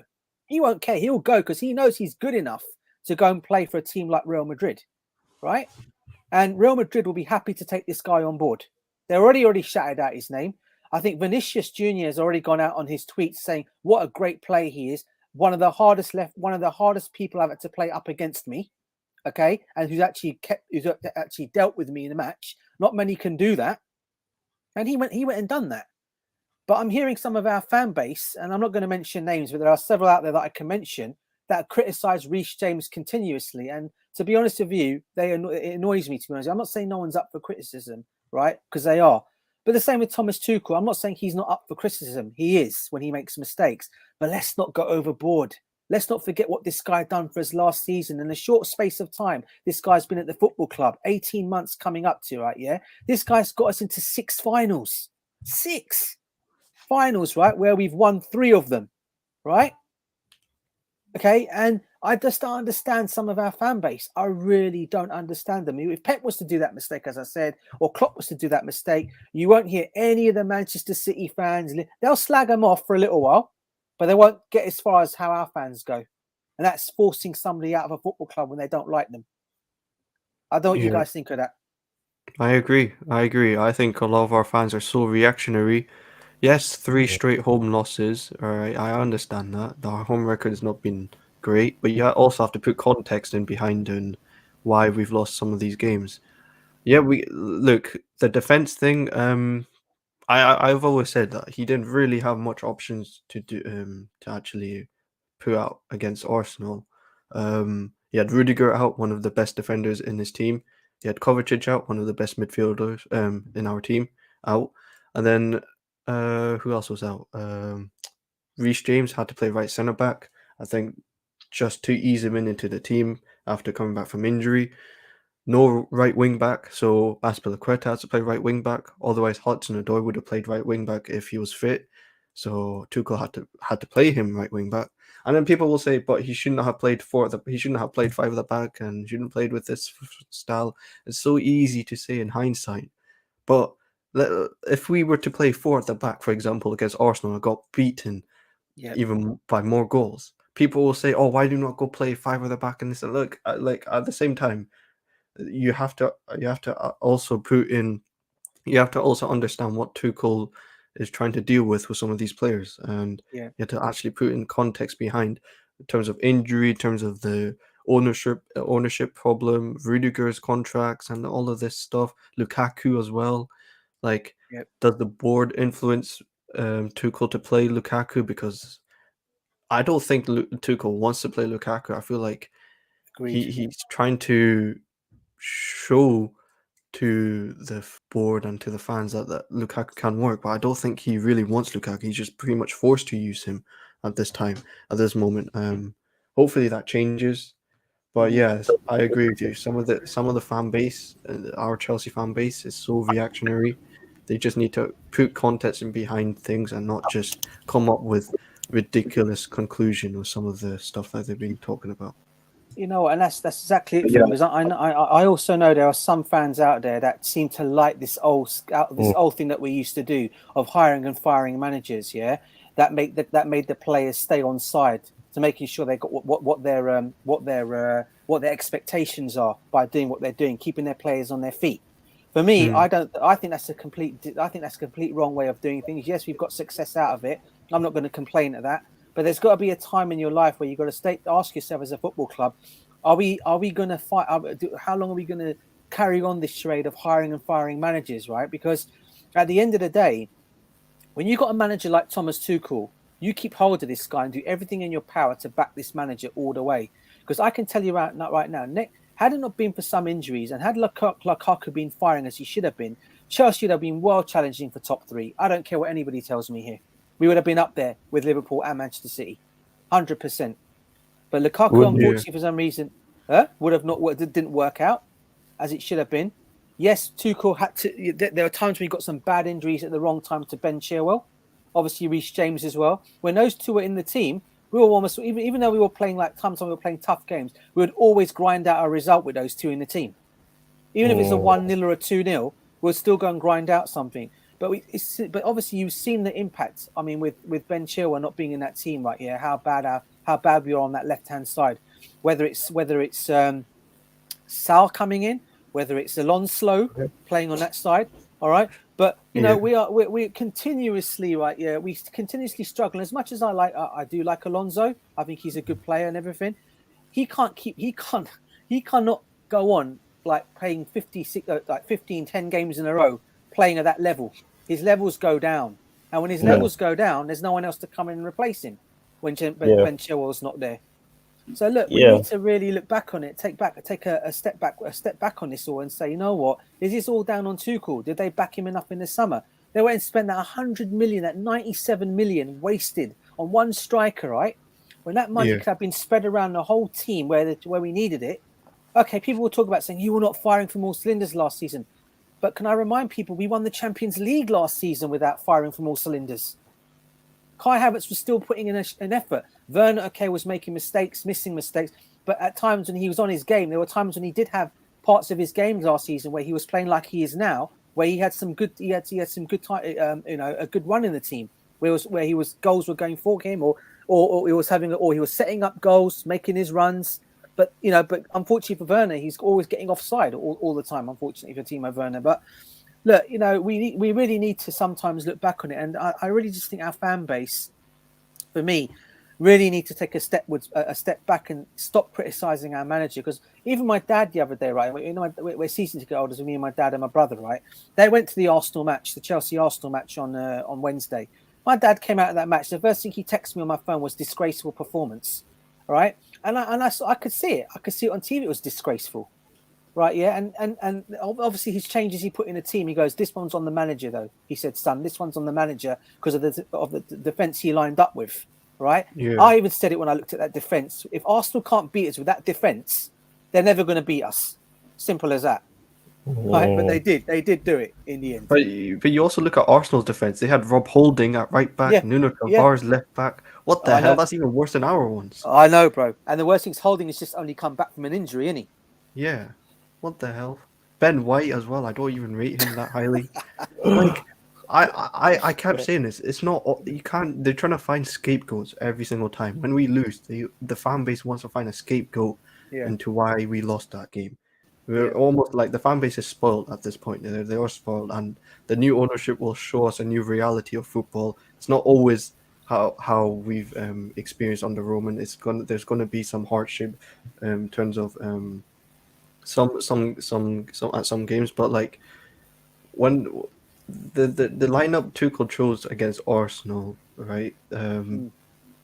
I think that was pretty much what he had to do. Like Thiago Silva, I get people saying he should have started Thiago Silva, but we don't know his situation with Thiago. Thiago Silva is 37. Like he's not young anymore, so you have to maintain his fitness. You have to make sure he's not going to pick up any big injuries, because when you're at that age, you're very vulnerable to pick up any sort of big injury late stage of your career. So we shouldn't be relying on a 37-year-old Thiago Silva. That's on the board for not backing Tuchel enough to overcome a problem like this. The wing back issue. Tuchel emphasized it in press conferences that we need a right wing back, and we didn't give him a right wing back. We tried to recall Emerson in January for 3 weeks instead of trying to solve this issue. What kind of planning and scouting is this club doing? I don't understand. It's not all on Tuchel. I think 100%. They're trying to find a scapegoat, the fan base. So they're trying to scapegoat Tuchel instead. Whereas it's just he's partial to blame for some of the tactics, but he's not all to blame. I'm not saying he doesn't deserve any criticism, like you said. He doesn't deserve any blame, but he's partial of the whole situation right now, because the board are also to blame for not backing him in January and in the summer, and the scouts are also to blame for not finding the right profiles that can fit in our team. So, like, some of this fan base do annoy me. So I sometimes don't give them. I try to not to debate with them because they try to annoy me. But like, I personally, like, upset for him. I don't stand it, and fan base. In fact, especially some of the fans, they're going to come out and talk such rubbish. And I turn around and I say to them, I go, you know what? I go, are you actually real Chelsea fans? Because if you're real Chelsea fans, okay, yes, I'm not saying don't criticize. Yeah, we must criticize, because I'm not saying Thomas Tuchel is a saint, and he never gets things wrong. No, I'm not saying that at all. Yes, he does get things wrong, right? But so does Klopp, so does Pep Guardiola. But do you hear their fan base giving it to? I mean, come on, people were complaining the other day, right? On saying that he blamed our pitch for the loss, right? Or you tell me what's worse, okay? And this is from a football perspective point of view. What is worse, blaming the wind or blaming the pitch? You tell me, bro. You tell me. You tell me. And who famously blamed the wind? We all know that. Who was it? Yeah, it's Klopp. Wasn't it Klopp? Spot on. And what did Pep Guardiola once say? He also blamed. I think he blamed the pitch. Yeah, he also blamed the pitch at one time. Yeah, he blamed the pitch. But did you hear the fans getting on his back? Nah, only our fans have to do it to our manager. Personally, that's what our fan base does. Well, personally, I didn't. Sorry. Yeah, go on, bro. Sorry, Tom. No, go on, fam. No, go on, bro. No, go on, fam. Go on, bro. I'm done. But yeah, no. Personally, I didn't take this. Like when Tuchel was blaming the pitch, I mean, I didn't really take into much into thinking, because I just thought, you know what, it is what it is. Like, why do we need to delve into so much detail about this? Like, I think the reason the reason he said it is try to divert the sort of blame Protect his towards players. Christensen. Protect the players, Yeah. bro. That's what. Yeah, that's why he said it. He was so- defending Christensen. Yeah, he's trying to defend Christensen, so that's like the families don't really want to understand that. They always think that, oh no, but Tuchel really wanted to blame the pitch, not the play. Didn't want to protect the players, this and that. Look, like at the end of the day, we don't know. I don't think I know Tuchel, that he's smart enough. And I know that he wouldn't really want to make an excuse like that. He's trying to play like a psychological effect towards the media, something like that, because he's got some degree in psychology or something. I can't remember, but Yeah, he does. so he knows what he says sometimes. Yeah. So he can say stuff towards the media, but when it comes to the players, he'll say something completely different. Yeah. Pep does the same thing. Klopp does the same thing. In-house as well.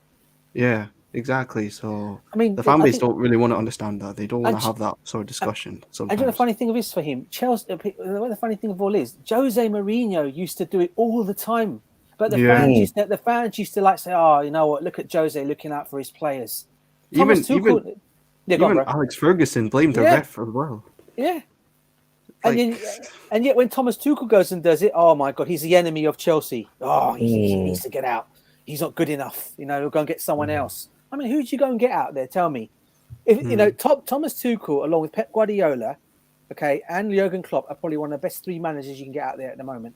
I don't think I can see anybody else. I mean, okay, maybe we can throw what's his name in it, the German manager, Flick. Maybe you can even throw what's his name in it, the Spanish manager, Luis Enrique. All right, out of everyone probably out there that I'd probably say a good manager. You look around you and you think, who else can you go and get? What's his name is still for me learning, the Bayern Munich manager. I think He's in his 30s. Yeah, Nagelsmann. He's still a great manager, and we know he's going to be a top manager. But at the moment, he's making the amount of mistakes he's making for Bayern Munich, and his lineups he's doing, and the games they're losing.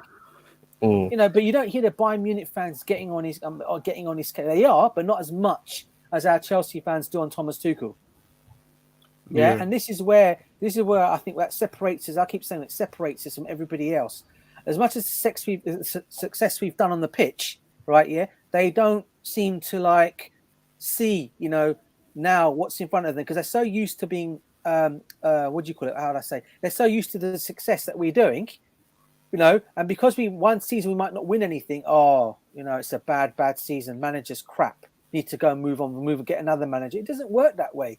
It's Anybody not sustainable either. Exactly, bro. Exactly. But and also people say, oh, well, Pep can do it.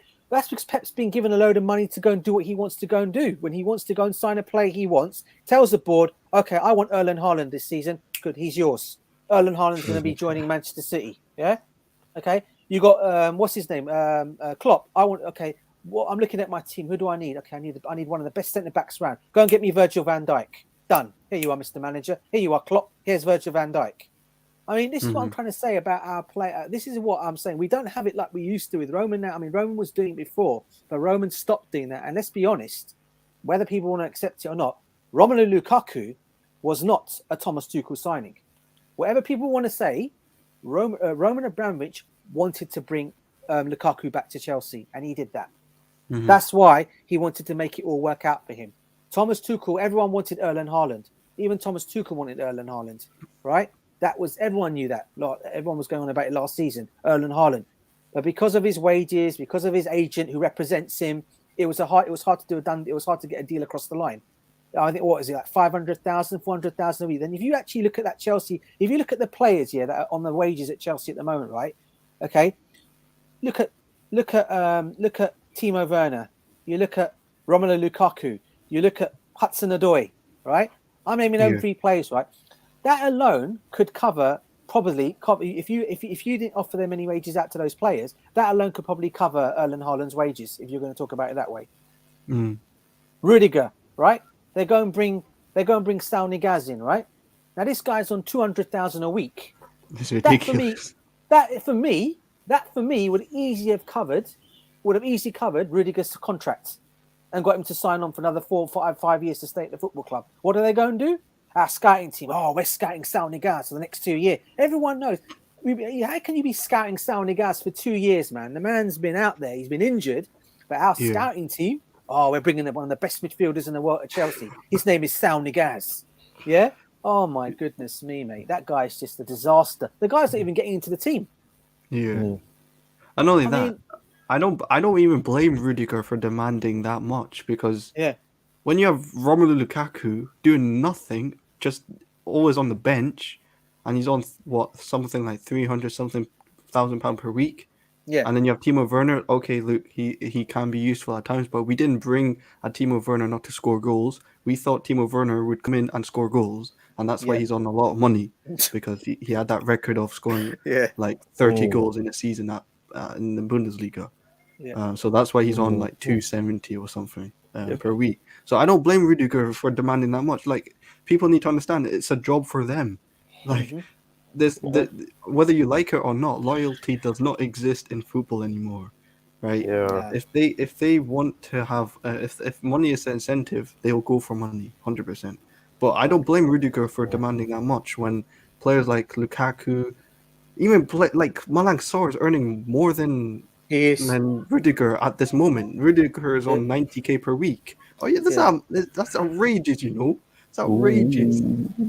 At this moment, he's on £90,000 per week, less than Hudson-Odoi, less than Malang Sarr, less than Drinkwater, less than Bakayoko. It's ridiculous. It's absolutely ridiculous. So of course he's going to demand a lot more money now because he hasn't been paid enough in previous years. It makes sense. It makes sense why that's the case. I don't get why people are calling him a snake and this and that, because you have to put it in context. Like, if I was in that situation, I would be pissed as well. So I'd be pissed at the fact that let's just think about in terms of the player's perspective as well, because it's hard to do that, but we also have to think of their perspective. Yeah. If they're not getting paid as much, they're not going to be happy. If they see like a colleague of theirs earning more and he's barely doing anything, they're going to question the board. Why are you paying him a lot more and I'm getting paid like this, one of the lowest in the team, and I'm putting in good numbers in terms of performance, being more consistent and reliable? Of course I'm going to be pissed. So, like, at the end of the day, like, if we didn't have this messed up wage structure, I don't think he would have been demanding that amount. But since it's messed up, he wants to be part of that mess as well. So that's how I see it. Well, that's true, though, bro. It's true. Ty, sorry, bro. We've been talking, mate. Do you not want to say this? Sorry. Yeah, but this is the show. I'm gonna steal what Og says. This is the show for the people. But I'm surprised about what Timo was saying right here, because I already explained this thing. Big up. Well, first of all, big up to you, Timo. But what is this debate? First of all, the debate. It's a debate for a reason. I've said this numerous times now in this stream. I don't agree that he's overrated, nor do I believe that he's overprotected.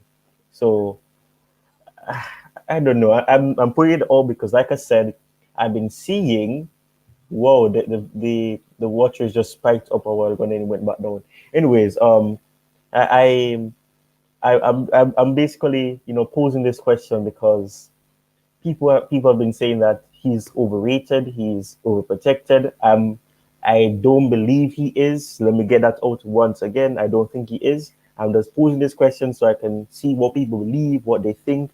If they think that he's overprotected and overrated, I'm not saying that he is. I don't think he is. I think he's rated the right amount. I just want to quickly add into what DJ and Fahim was saying. And I agree with everything that they said. But I mean, for me, people won't really criticize, like your Peps and your clubs, because at those clubs they've actually, made the fundamental changes that was necessary. Obviously, with with Pep isn't really at the same caliber as with Liverpool because Klopp had to rebuild that team, and they hadn't won the Premier League in years, or probably won the first division per se, I should say, in years. So Klopp had it harder, and we all know that Liverpool don't really spend tremendously every window. Really give Klopp 100 million to sign any players. It has to be like 20, 30, 40, 50, and 60, and it works out for them because they have the background and they have the people working for Klopp to get him the players that he needs to help the team to stay fresh and to keep the team rotation having that rotation ability and being able to do that. So to me, I can agree with what you guys said, and I mean it's shocking that people really think that he is. I don't think he is. I think I can understand if people do say that he. Sometimes people are quick to protect him and say that, oh, don't believe the manager because of this. He deserves criticism, but I don't really think he's overprotected. But yeah, Thibaut, I'm not saying that he is. I think he's far from being overprotected and overrated, because I think a lot of people still don't respect him. There's a lot of people in the fan base, and like I was saying, when Tragic was here, I was saying maybe people are looking at it from the perspective, or maybe probably even those people are people who didn't want Lampard to get sacked, and maybe they're saying that where's the consistency, because with Lampard, he was using the exact same players and they were performing poor. So where's the consistency? Should he have gotten sacked in the first place? And people are going to be asking those questions, and they're going to be looking at the past and say, maybe Lampard wasn't the issue then, maybe Spurs was the issue. So I can understand what people are saying, and I can understand why they're saying there's no consistency, because no one was defending Lampard, and if people were defending him, it was only a small amount. But the difference is that Tuchel has done something to show that he can build something. He has a good track record to show that he can do something at clubs. I mean, after Klopp left, he went to Mainz. After Klopp left Dortmund, he went to Dortmund. Your difference is that he went to PSG and Klopp came to the Premier League. So, I mean, he's done things, and even though people say that it's PSG, anybody can do anything at PSG, look at what Pochettino's doing. Pochettino hasn't been able to do anything. No. Yeah. Quickly. If it's fine with you guys, I need to head out and do something quickly. I'm still gonna be here, but I will have to meet. So if you guys want to continue the conversation, you can. And if anybody says anything in the chat, you can respond to it. Obviously, it won't be highlighted, but please do me that favor. I'll be back in the next 4 minutes. Yeah, sure. First of all, big up to Tobago, by the way. Big up to him in the comment section. Everyone in the comments, big up to you all. Yeah, big up to everyone that's watching. One thing I do want to emphasize is also the fact that football is changing. I think people need to understand that. Back in the days, the hiring and firing thing worked because we had world-class players in our team. We had Lampard in our team. We had Drogba, Terry, Cech. We had a strong spine. Right now, we don't have a world-class spine. We don't have a strong spine that can take us into a 38 game, like win every single game in the 38 game season. So in order to get that sort of consistency in terms of winning games and competing for a title, you have to give a manager time, and you also have to find the right manager first. And I do believe Tuchel is the right manager. We just need to you need to back him the right way. So we've done the first part in attaining Tuchel, and now we need to do the second part in terms of backing him. We need to give him the right profiles. We need to scout the right players, get in quality depth, and take out and sell out the deadwood players. Yeah. And then from then onwards, we just continue to improve, because you look at Liverpool a few years ago, their squad depth wasn't as great. And you look at it right now, their squad depth is actually quite good right now. It's actually good. And you know why? Because they spent their money, they spent their time in terms of planning, squad planning, scouting, and they brought in the players in each transfer window. And then that's how they improved their squad depth, and that's how they improved competition within their squad, and that's how they improved their starting 11 as well. For example, Kanate. Joe Gomez got injured, they brought in Kanate. Robertson they didn't really have a backup left back. They brought in Simicast. Yeah. Maybe they need a right back, which I think they will look at this summer. Who knows? You had Jota, Diaz to compete for Mane, Salah. So, oh god, what's this? What's that? Jeez, What's happened, bro? I don't know. The chat. I don't know what that chat is doing, man. So Block this user. But yeah, I don't know why. I don't know why that come up. But well, like what I was saying. What was I going to say? So it takes time. It actually takes time to squad plan. Pep didn't really achieve the title in his first season. He had to do a squad overhaul within 2 years. When in the second year he won the title, but Yep. it took him time. In the first season he didn't win any trophies. Whereas Tuchel, half a season he won the Champions League, and we're in the first full season. We didn't really back him in the summer. We didn't really do our overhaul, so it will take time to address these issues. But I think the Chelsea fans don't really want to give managers time, because that's how we operate. We just want to hire and sack managers, and our squad is not comparable to the squad back in 2005, 2006, and this and that. Our squad right now is a young squad. It's not a world class squad. We need to bring in quality players. So this will take time. I think people just need to accept that. Oh, 100%, mate. And I think next season we will see that happening. Look, I said it already. We are still we can still compete for me, but we're still probably going to be quite a few players that will probably still maybe another season or two away from winning the Prem. It's probably going to be dominated for the next couple of years by Liverpool and Manchester City, but I don't see Chelsea not being far apart from that all. But I think you give Thomas Tuchel the players that he wants, gives him a chance to build on that. Okay, this is why I said what the new owners first thing should do for the new owners to do is come in, sit down with Thomas Tuchel, tell him what he wants, and say, look, you've done this and done that for us. What we're going to do is we're going to give you a 5-year contract to build a project here. That project is yours. You just tell us what you need, who you think you may need to come in, who you think might need to fill in the gaps that you think will need to go on, and then you just build on that. Get your squad in and build it, and then each season comes. I'm saying that I'm not saying go and buy 5 or 3 or 4 players every season, but every season you always freshen it up, don't you? So when the next transfer window happens, you freshen up with another signing who Thomas Tuchel might think can come in and do a good job for us in the team. And this is what we basically need. I think a lot of fans have got to also understand. When Chelsea used to make a lot of losses on losses, when I look back on their balance sheet, right, and the people actually look at their losses they used to make, okay, a lot of it was because they were sacking managers and paying these managers off, and some of these managers had 3 or 4 years left on their contracts, and we were just paying them off, and that basically is what used to do us over when we used to go into the red, when we used to get minus figures. And the fact that obviously our ground obviously holds 42,000 maximum capacity, that also hasn't helped either.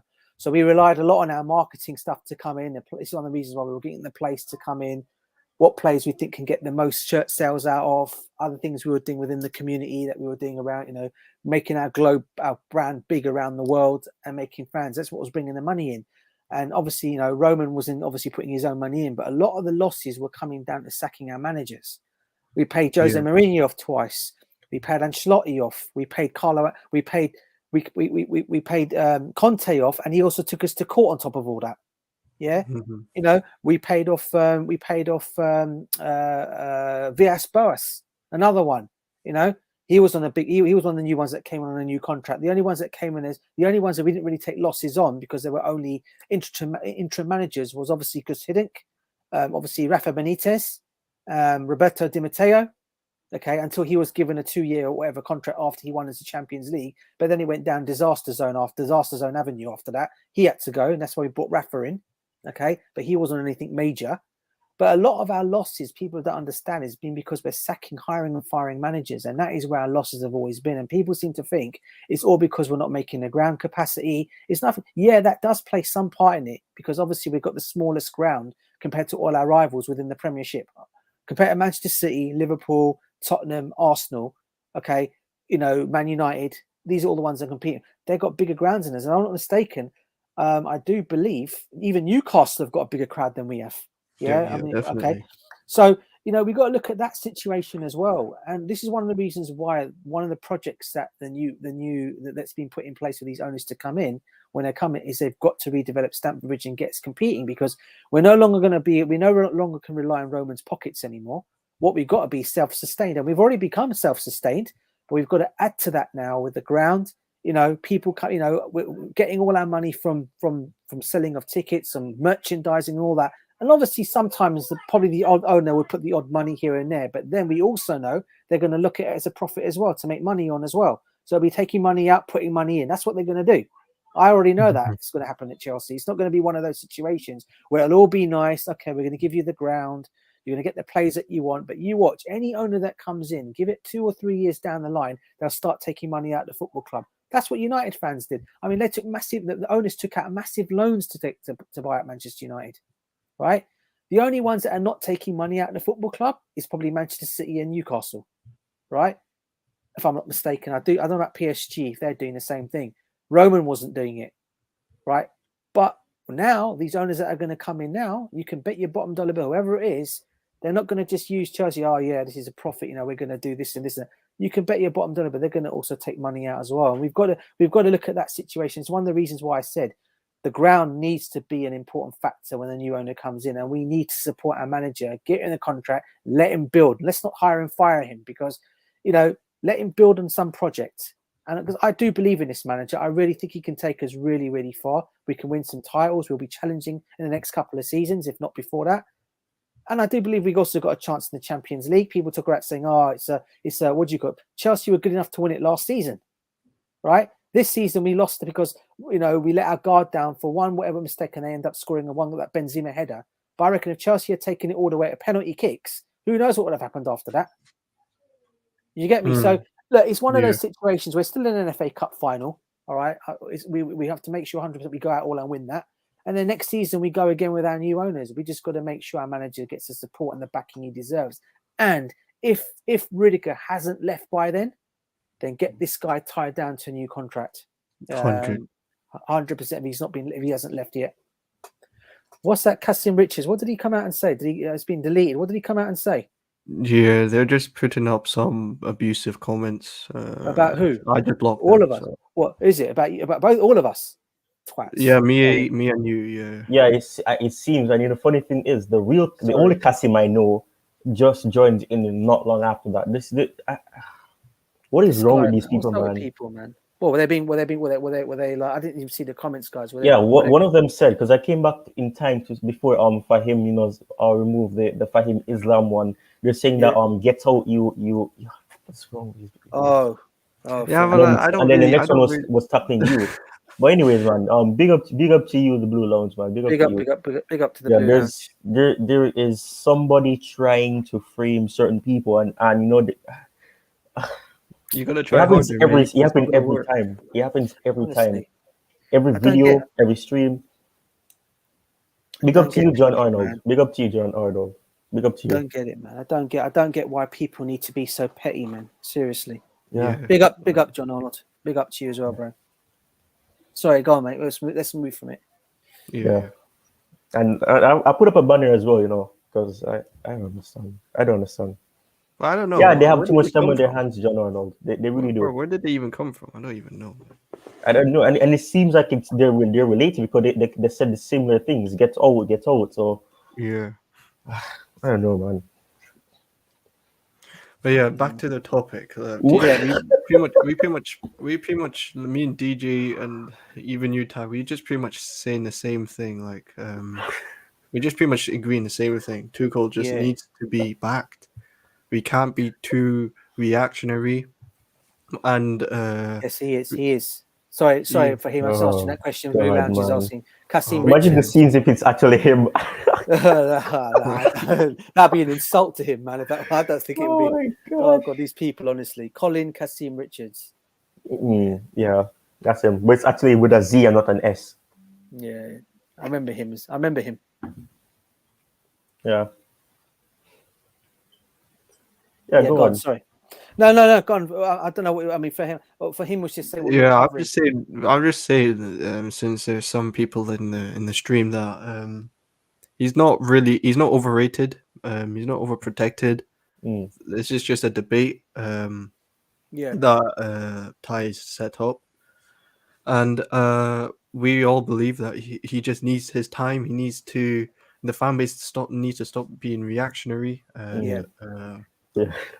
Okay. They need to stop being reactionary and just give him. You just have to add context into the situation. So yeah. Hey, Mo, Hey, big big up up, to you, big Mo. up to Big you. up, big Yo, up. yo. How you What's guys going on? doing? Not bad. How are you, man? I'm about an hour away from iftar, so I'm starving and I'm thirsty like mad. For you, Same, man. bro. For you. Same. Well, Same. I'm It's good. not far off. Not far off, though, bro. Innit? Not far away. Yeah. You guys will No, start and soon. it's the last 10 days as well, so this is the Yeah. hardest bit of it, man. But you know, it's good. It's good. Taiwan, how's it going, guys? How you all doing? You all good? Yeah, all good. Yeah, good. I don't know. Yeah. Man. I don't know. I was fine before the Rudiger tweet came out, about him leaving, because this just adds an issue that has to be resolved in the summer if it goes ahead. But I think it looks like it could be credible, because a lot of people are saying it. So I don't know. Tyrone, it is credible, mate. The thing is this: the situation with Rudiger was close to being resolved, and this was about 2 weeks before the sanctions happened.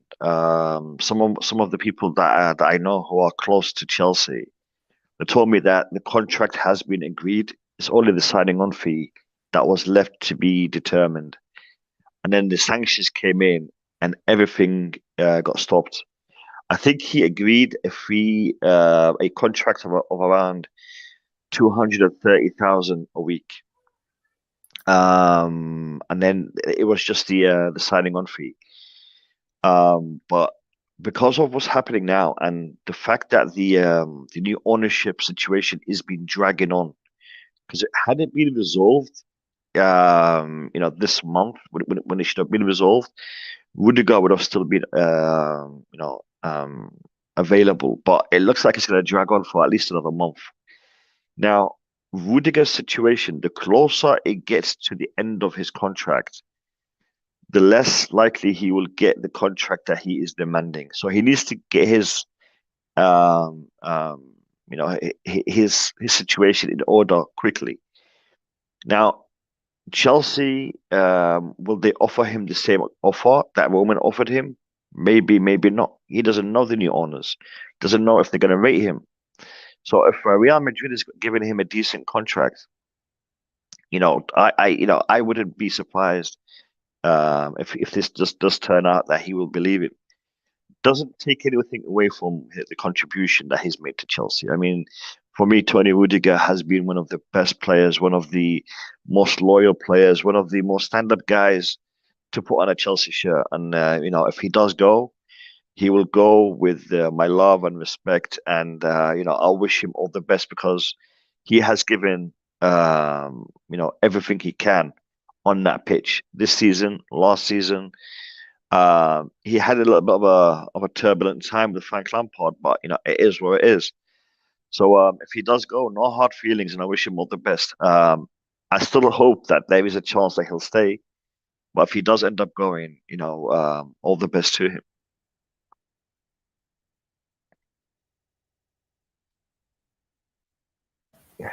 I keep forgetting to unmute. Yeah, and okay,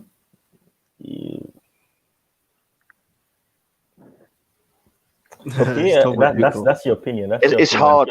It's hard. I know Taiwan. It's a hard situation to be in. As Chelsea fans, we are not going to be able to replace him. The meme Pep Guardiola had for Aguero. We can do that over and over again for Rudiger. We cannot replace him. You cannot replace Rudiger. You cannot. I mean, Koundé, great player. He's not a Rudiger. De Ligt, great player. He's not a Rudiger. Skriniar, not a Rudiger. Soulé, not a Rudiger. I mean, who are you going to bring? Who are you going to bring? I don't know. Yeah, like I even read that the fact that we're letting Rudiger go on a free and bringing in Kunde. And I think it was Miz, other side of the coin, tweeted out saying it's actually more expensive bringing in Kunde than renewing Rudiger's contract. Correct. So, Yeah, go on. and not only that, like Kunde, quality player, it's a quality centre back. But who we don't really know how he's going to settle in the team. It's an anger issue.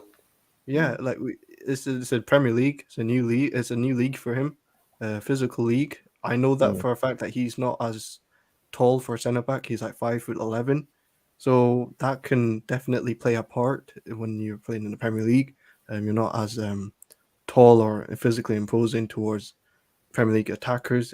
So I don't know. It's like the Rudiger situation. I do believe the board have let Tuchel down in terms of that, because we this has been dragging on for months, even before the ownership thing. Now the ownership problem, well, not problem, but the ownership situation has pretty much led us into more uncertainties with contract negotiations, such as Christensen and Antonio Rudiger. And we were lucky that Azpilicueta had a clause in his contract that we can trigger for him to stay another season. Otherwise, we would have been even more in the mud if Azpilicueta was to leave on a free this season as well at the end of the season. So it would have been three sort of centre backs gone. But we're lucky that Aspi had that clause and we were able to trigger it.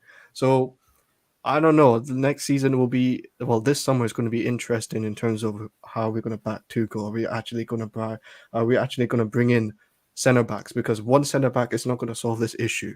If you, for example, like Rudiger goes, Christensen goes, we're left with Thiago Silva, who's 37, aging, and we can't continue to rely on him. You have to maintain his body as well. He's not the Thiago Silva back in PSG. I want to ask you guys a question, and maybe DJ Sav is the best one to answer this. I don't know. Go for it. Ombayamba, what's happening with him? What's happening with him? From what I understand, he had that injury, and he was supposed to. In fact, he was actually supposed to come into our squad when we were playing. We were playing into. I think when we were playing Luton, I do believe, or it might have been another game before that in the League Cup. And he was all set to come. Everything was all supposed to be happening. And for some reason or another, I don't know, he got injured again. And he's not had a chance to come back into the... He's not had a chance, again, I think I've not actually even seen him. I've not seen him, to be honest with you, even in the B team at the moment either. So I don't know what's happening. Maybe he is really out injured. I don't know his situation at the moment, but I know he was supposed to. I think you actually. I remember you done a stream on it, Mo, when we were talking about this, and I think we said I can't remember who it was. I think it might have been Max who actually said that he was due to come back. And it's the same situation as I knew from that as well from before. He was supposed to come back. And basically, he, for some reason or another, he didn't. He injury, something had happened, and Tuchel for some reason or other didn't put him into the squad. I don't know the full whack of why that is. I really don't. I know he was on the bench a couple of times. He was in the League Cup. Yeah. But he never got a chance to play. Even when we played Vale and Hall and the others, that could have been his opportunity, but Tuchel never really looked at him. Yeah. So I'm just concerned. I mean, is he not up to scratch? Is he injury prone? And an injury prone centre back is a big problem. Yeah, 100%, mate. For what I heard on Umbayamba, CFC Felix, I don't know if you know him. He does do a lot of the academy reports, such as the Chelsea loan army. He even tweeted out about Umbayamba. Ever since he got that big injury, he's never been the same, and he's always very clunky on the ball. He's not as good as he was before. So I don't know about Umbayamba. We didn't let him go on loan in January, so I don't think we should consider Umbayamba in the first team next season anyway. Yeah, because I know he's close to the club though. Looks like he looks like he kind of likes the club. Keeps posting pictures of retro kits and things like that. Yeah, I know his agent at the start of the season was actually trying to get a loan move for him, but was absolutely furious with the Chelsea board because they didn't actually say what they were going to do, where things are going to go with him, because he apparently was told that he was going to get the opportunity to get his chance this season to play some League Cup games or to come and join in more with the first team. And apparently they were trying to get some clarification on that. And because no clarification came, his agent apparently was fuming and was trying to get a loan, was trying to talk to the club about getting him out a move on loan. But Chelsea didn't allow it because I think we were losing quite a lot of our youngsters at that point as well. Quite a lot of our youngsters were going away, and he was told he could not go anywhere because in case he's needed if Tuchel needs him. But he's not gone. He's not been picked for some reason or another. I don't think it's an attitude problem. If people are going to start saying that, I really think it's more to the fact that because he's had that bad injury, he's not been the same player. Okay, and I'm sure he probably will come back in. He probably will be maybe introduced into the Chelsea setup next season, maybe for some friendly matches before the start of the new season, and see how he goes with that. And maybe then Tuchel might make a decision on him then. If he might turn around and say, well, maybe he might need a loan move, he may get a loan move in the summer. But to who, I don't know. But I tell you what, from what we've seen clips of him, he does look the real deal. From what I've seen clips of him, and people are actually for some reason obviously making some kind of comparisons to Van Dijk because of his height, his size, and everything. But I don't know. What? Yeah. You know what? I'm really careful about that kind of stuff. Exactly. Same. Because he's Dutch and because he's big, and don't be doing that. Don't be doing that because at the end of the day, you're going to set him up to fail. And I mean, it's like with what's his name, Armando Broja. He's been compared to Diego Costa.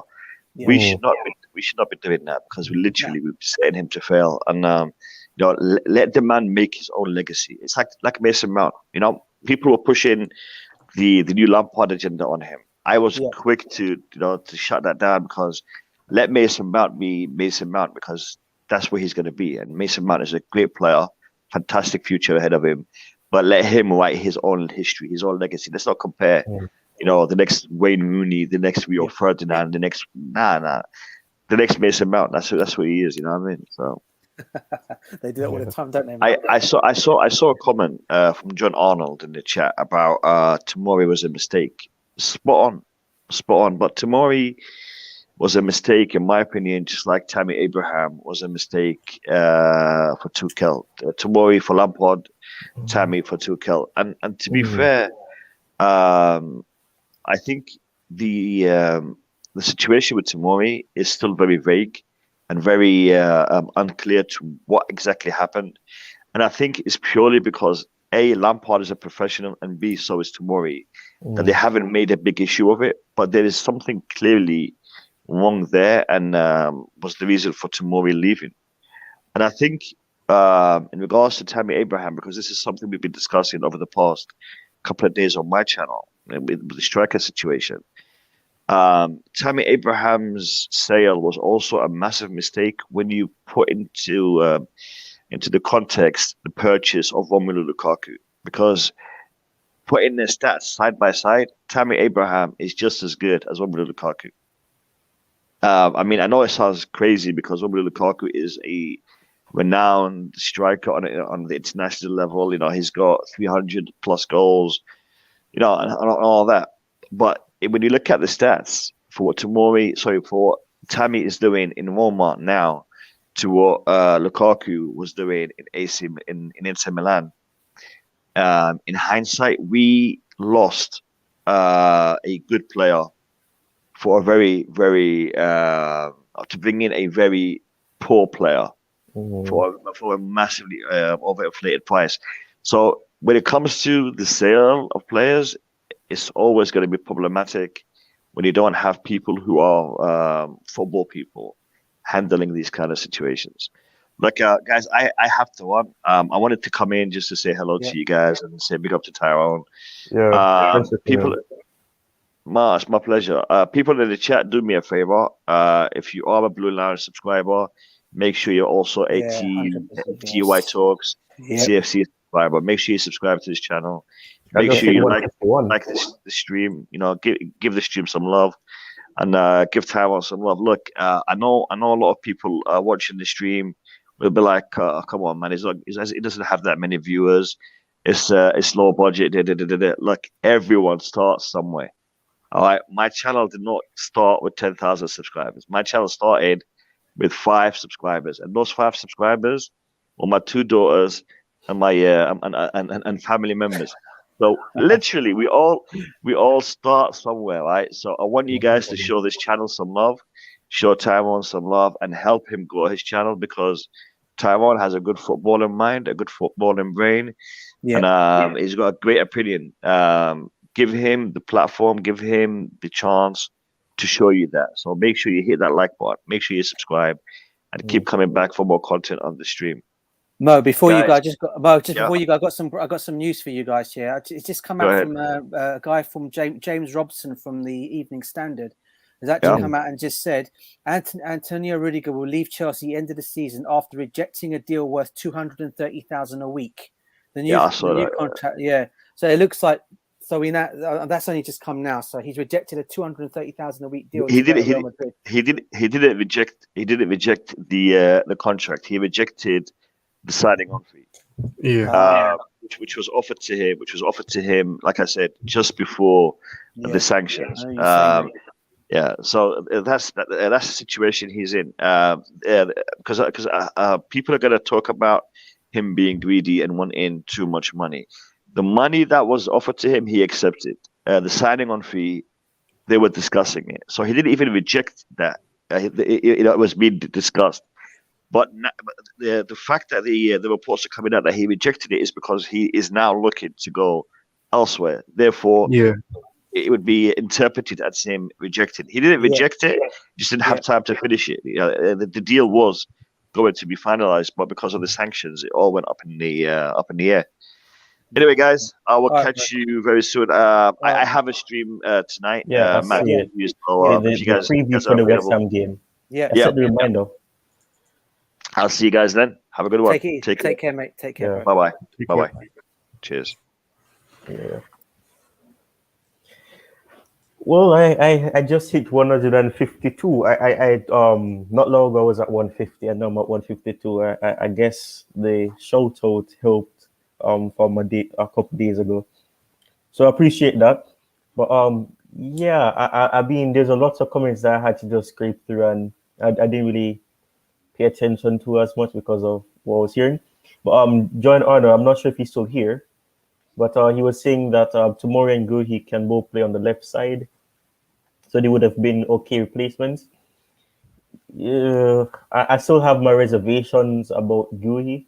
He's good, and I think he could have done something as a rotational player at the club. But I mean, at the end of the day, he didn't really want to really be patient enough, and I guess you can understand that because you can go elsewhere and you can get game time. So Moore is a unique one because we had the decision of being able to of allowing him to stay, but at the same time he was loaned out, and then the part for me that was really shocking was that with an option to buy, and then obviously AC Milan triggered that clause and they signed him. So it was pretty weird, but I mean, at the end of the day, Matt Law was even saying that Tuchel had an opportunity to prevent that move if he wanted to see what Tomori could do. So I don't know how true it is because a lot of these journalists will bring up these things, and it always happens that these things pop up whenever the club is going through something horrible, and it's hilarious because people are saying that Tuchel is blaming the pitch and because of it, and even me, I was kind of angry during the review, but I didn't say that he's blaming the pitch because he wanted to. I was like, because I don't even remember. I don't know if you remember this, DJ, but the first thing I said was that I respect that he's protecting his players, but you can't be using that as an excuse to say that that's why Christensen made that mistake, because he was trying to get the ball back to Mendy, and the pass wasn't it didn't really have enough weight on it and went straight to Nketiah, and Nketiah went into the box and he scored. So to me, I couldn't really buy it, but I did say that I respect that he's defending his players, and even he said something about Lukaku. I don't remember what he said about Lukaku, but he defended him as well. So he's defending his players, and I respect that. And I mean, unlike Lampard, he's not throwing his players under the bus and saying, yeah, they weren't good enough. They were horrible. And that's what not Tuchel. That's what Lampard used to say. He always used to throw the players under the bus. And sometimes you can't do that. Yes, you can criticize and say, yeah, we weren't good enough, but you can't be putting them at center stage. You have to take away the blame. And that's what Tuchel has been doing ever since he came in. He will highlight that we cannot be making these mistakes. And the reason why I played his post-match interview at the beginning of the stream was because I wanted to highlight it, because I wanted to mention it. And you guys beat me to mentioning, so I appreciate that. So what he was saying is that he was saying that you can't be making those mistakes because you're making two key mistakes in the game. And then I think he said something about we scored 2 goals, but at the other side as well. So I like the way he said we scored 2 goals, but we also scored 2 goals at the other side as well. So yeah. So it was hilarious to him say that, but he was right about it. And unlike the managers who will throw the players on the bus and say, yeah, they're not good enough, they should have done better. He's defending, and he's finding ways to defend them. And even what I remember what he said a couple of weeks ago about Lukaku, and saying that Lukaku doesn't have I think he said something about he's not stiff enough or something like that. And maybe it's not even his fault. So I mean, like he's finding ways to boost his morale. And I don't know, maybe Tuchel is trying to give him be that type of manager like a Conte used to do, give him a pat on the back and support him, so see if he will get some confidence, try to do what is happening to Harry Kane right now, because Harry Kane was on 5 goals. I know he's scoring goals, I know he's performing better, and he's performing better, but it's Conte, and I mean Conte tends to be able to do things like that, but he's not a miracle worker, so he won't be able to get every player doing tremendously well. But I mean Tuchel, and like you guys said, Tuchel is the best manager. And I mean, you mentioned something that even DJ said for him, and that was that, in Liverpool, or I keep saying Liverpool, in Klopp's first season, he wasn't able to do what Tuchel was able to achieve in that Newcastle. And obviously, like you said, the squad wasn't really the greatest then.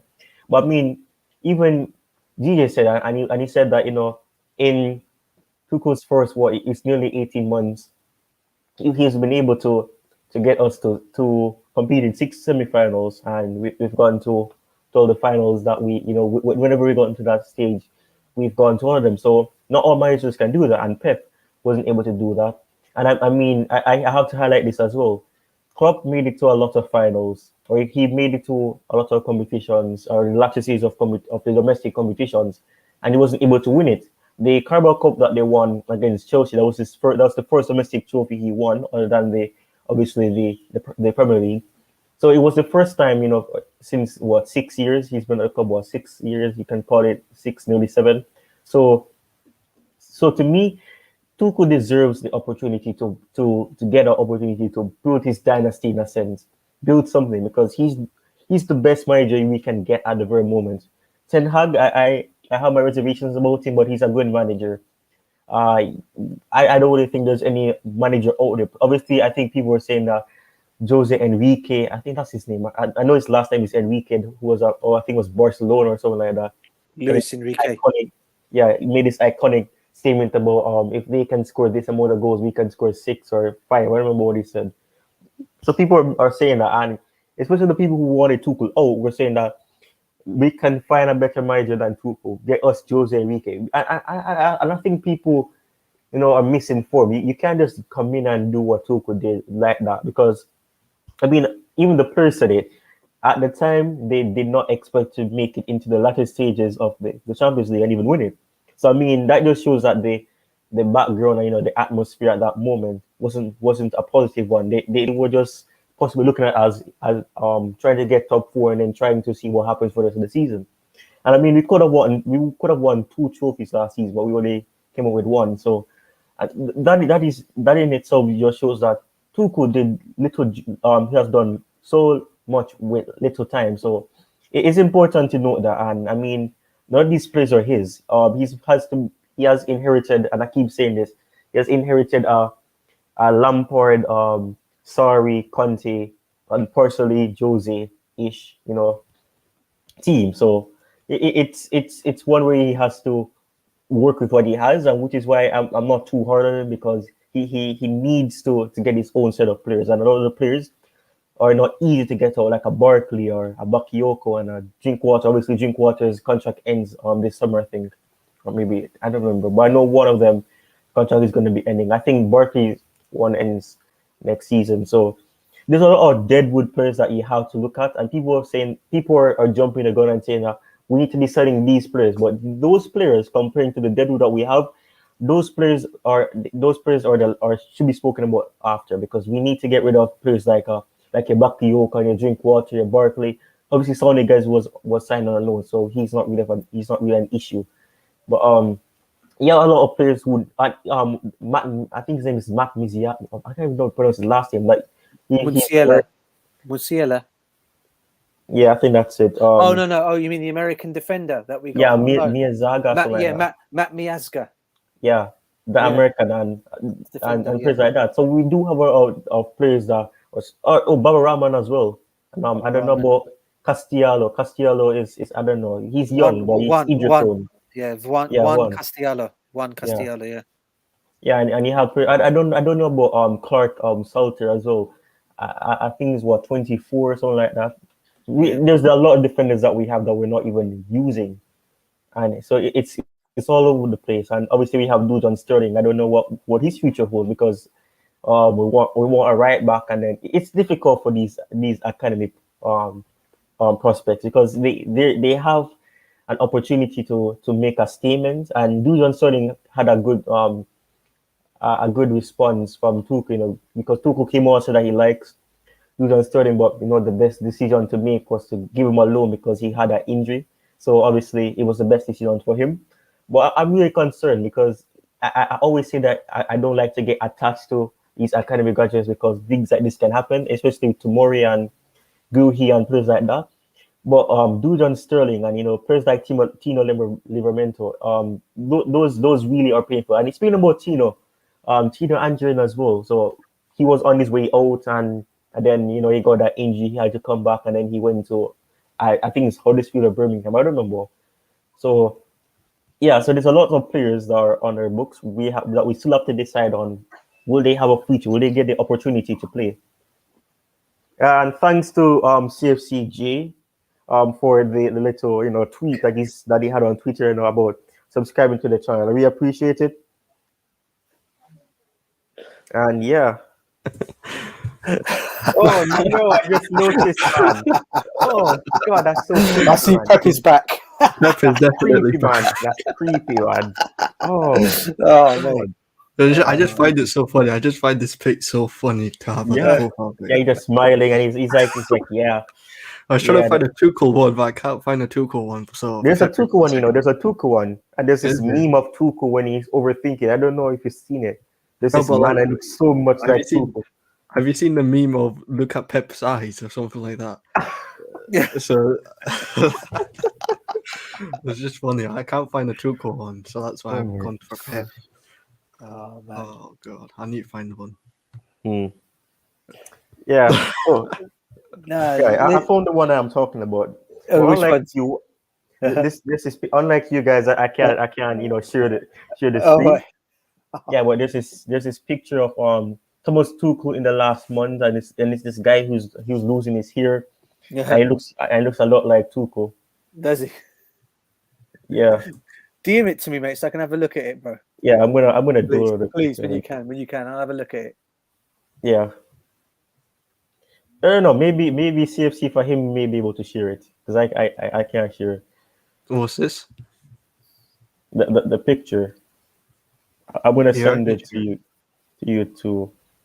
So yeah, but I mean, I keep having to repeat myself that even though people will look at this topic and say that why are you choosing this topic when Tuchel isn't overrated, he's underprotected. I think somebody said he's underprotected, and at one point I had two John in the stream, and I was concerned about if one was a troll, because that name was somebody who sent me a hate, not John Arnold, someone named John Jameson and things like that. Yeah, have you seen it? Have you seen it? Yeah. Yeah. Oh God. goodness me. Yeah, yeah, but yeah, No, but this- yeah. Go on, DJ. No, I was just gonna say, look, it's this whole thing with and Rudiger. I get where people are coming from, and I can understand. I mean, I'm gutted to actually see he's going to be leaving now. Mm. For him, bro. What is that one? Oh, what? Who's that? Tuchel. It's like that. Oh, that's Over. Tuchel from FIFA or something like that. Yeah. On Yeah, FIFA. Oh, yeah. man. I stick Oh, to on this FIFA. one actually. It's actually better. Yeah. Is that what- hilarious, man? Like he's bald. Is that exactly? Oh man, yeah. I was just saying on this whole thing with Rudiger. I mean, it's like, look, it's going to be gutting to see him go. I think we're going to come to terms with it now that it's going to happen. Mm. I think for me, he's going to be very hard to replace. I think, Mo alluded to it earlier on. I think we've all alluded to it that whoever comes in is going to have a tough job to come in for him. Now, who can we get out there that can come in that can do the job there? I'm really at this moment in time. Players not even coming to my mind at this moment in time. I really don't know is the answer to that one.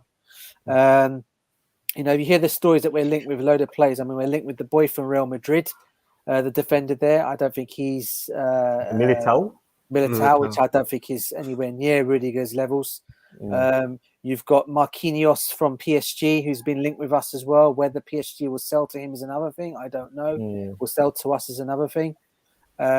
You've also got obviously once upon a time, what's his name was also linked to us as well. The one from Bayern Munich. I think he's going to Sule. Yes, Sule. He's going to Dortmund. Is he going to Dortmund? He's going or something Dortmund. like Yeah, he's going Dortmund now. Yeah. And then you ask who else is out there? I mean, Delic. I've heard, but Delic's another one that's been mentioned. Yeah. Are you that Barcelona defender as well? Who's I think his contract ends this season or something like that. I don't know. Or he wants to leave. The Uruguayan centre back. Yeah, I've heard of that. I've heard that one as well. But it's going to be very odd to see who's going to actually come in. I mean, I think someone said it in the earlier comments earlier on. I think it might have been was it Terence in the chat? Terence in the chat was talking about we let I think it's John Arnold. Was it John Arnold? John Arnold, big up to you. Was Tomori and Gurhi. Tomori, I always said had a future at Chelsea. I don't know why we let this guy go. I mean, I thought he was actually coming good when he was playing games, and I think he had just gone. I think the deal had already been done before Thomas Tuchel came to the football club. People were saying Thomas Tuchel could have kept him, but I think the deal was already in place for him to go. So I don't think Thomas Tuchel had a chance to really have a look at him. But I reckon if he did have that chance, I don't think he'd have gone to AC Milan. Personally, I really don't think he would have gone. But he would have been the ideal replacement for him. Maybe we go and buy him back. Who knows? I hate that, man. I hate that. I know, bro. I know. It's speaking about buyback, I heard that Tino Livramento has interest from Arsenal. So, I don't know if this is where you see the test to see if he's a true blue, because he said he's a true blue still. So if he goes to Arsenal, then I don't know. I think a lot of people are going to lose a lot of respect for him. Broha the same. Arsenal want him as well. Yeah. It's all over the place, man. It's all over the place. But at least, it's something you can feel to say that Chelsea have one of the finest academies, because look at this. A lot of London clubs and a lot of teams won their the players that they have developed and the players from the academy graduates. So I mean, it just feels it. Even though people say that we don't use academy players, it doesn't matter. We have a lot of nearly every player that are in the Premier League have some history with Chelsea, or some of the top teams rather, should I say. Salah, even though he's a top player, obviously didn't really work out at Chelsea, but he's doing quite well at Liverpool. Obviously you have players like what's his name at Southampton? What is it? De Bruyne, another one. Yeah. So Southampton is really isn't considered a top team, but you have Redman. I think his name is Nathan Redman or something like that. What Bertrand. Yeah, Bertrand as well, and you have Redmond. What's that guy's name? I don't know if it's Redmond or Redmond was Spurs, I think. I don't know if it's Redmond. Who was it? He plays in the midfield as well. Yeah, Romeo. Yeah, Romeo. That's his name. Yeah, Spanish midfielder. Yeah, we got him from Barcelona, didn't we? And he was on the bench apparently in the Champions League. Yeah, he wasn't used. So Yeah, that's it. Yeah, Oriol Romeo. Yeah, so it's all about it's good, man. So they have some history with the club, so it just feels that. But I mean, at the end of the day, it's something positive. It's positive, you know. But I would really hate to see him go there. And for me, I was in the summer. I when we couldn't find a player because obviously, you know, and I really think we've discussed the topic enough. I think for the latter series because I said I was gonna Yeah. do this for 3 hours and it's nearly getting to that 3 hour mark. So I'm going to quickly discuss this part of it, and this little section is going to be about with the whole situation with with the fact that people are saying that we only had 100 million to spend, and if we use the opportunity that we didn't get Hakimi to say that we could get the cup win. So I'm wondering, what do you guys think about it? Because obviously we were willing to spend money for Hakimi, Adama Traore. Obviously, we were linked with Holland, and Holland would have cost more than Lukaku did. And obviously, what's that guy's name on the left? I don't remember. We were linked with a lot of players. I think we were linked with the ballers at one point. Obviously, Kunde, Chouameni, and players like that. So what do you guys think about it? Do you think that we only had a certain amount, like 100 million, just to spend, or do you think that because we didn't get those players, we just stuck with one player and then decided to loan a player which is all? We were also linked with Cucurella as well from Brighton. I remember that was another one that was strongly linked with us in the summer. 50 million we could have spent. On getting him.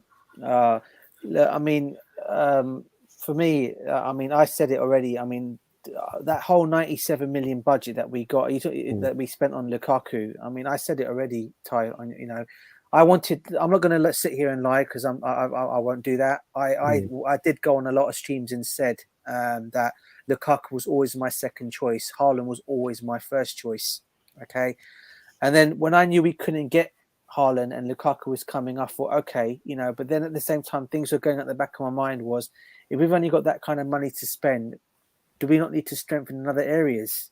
I mean, there was talk at the time that that we know Zuma was going to leave, and then we were going to get Kunde to come in. That never happened.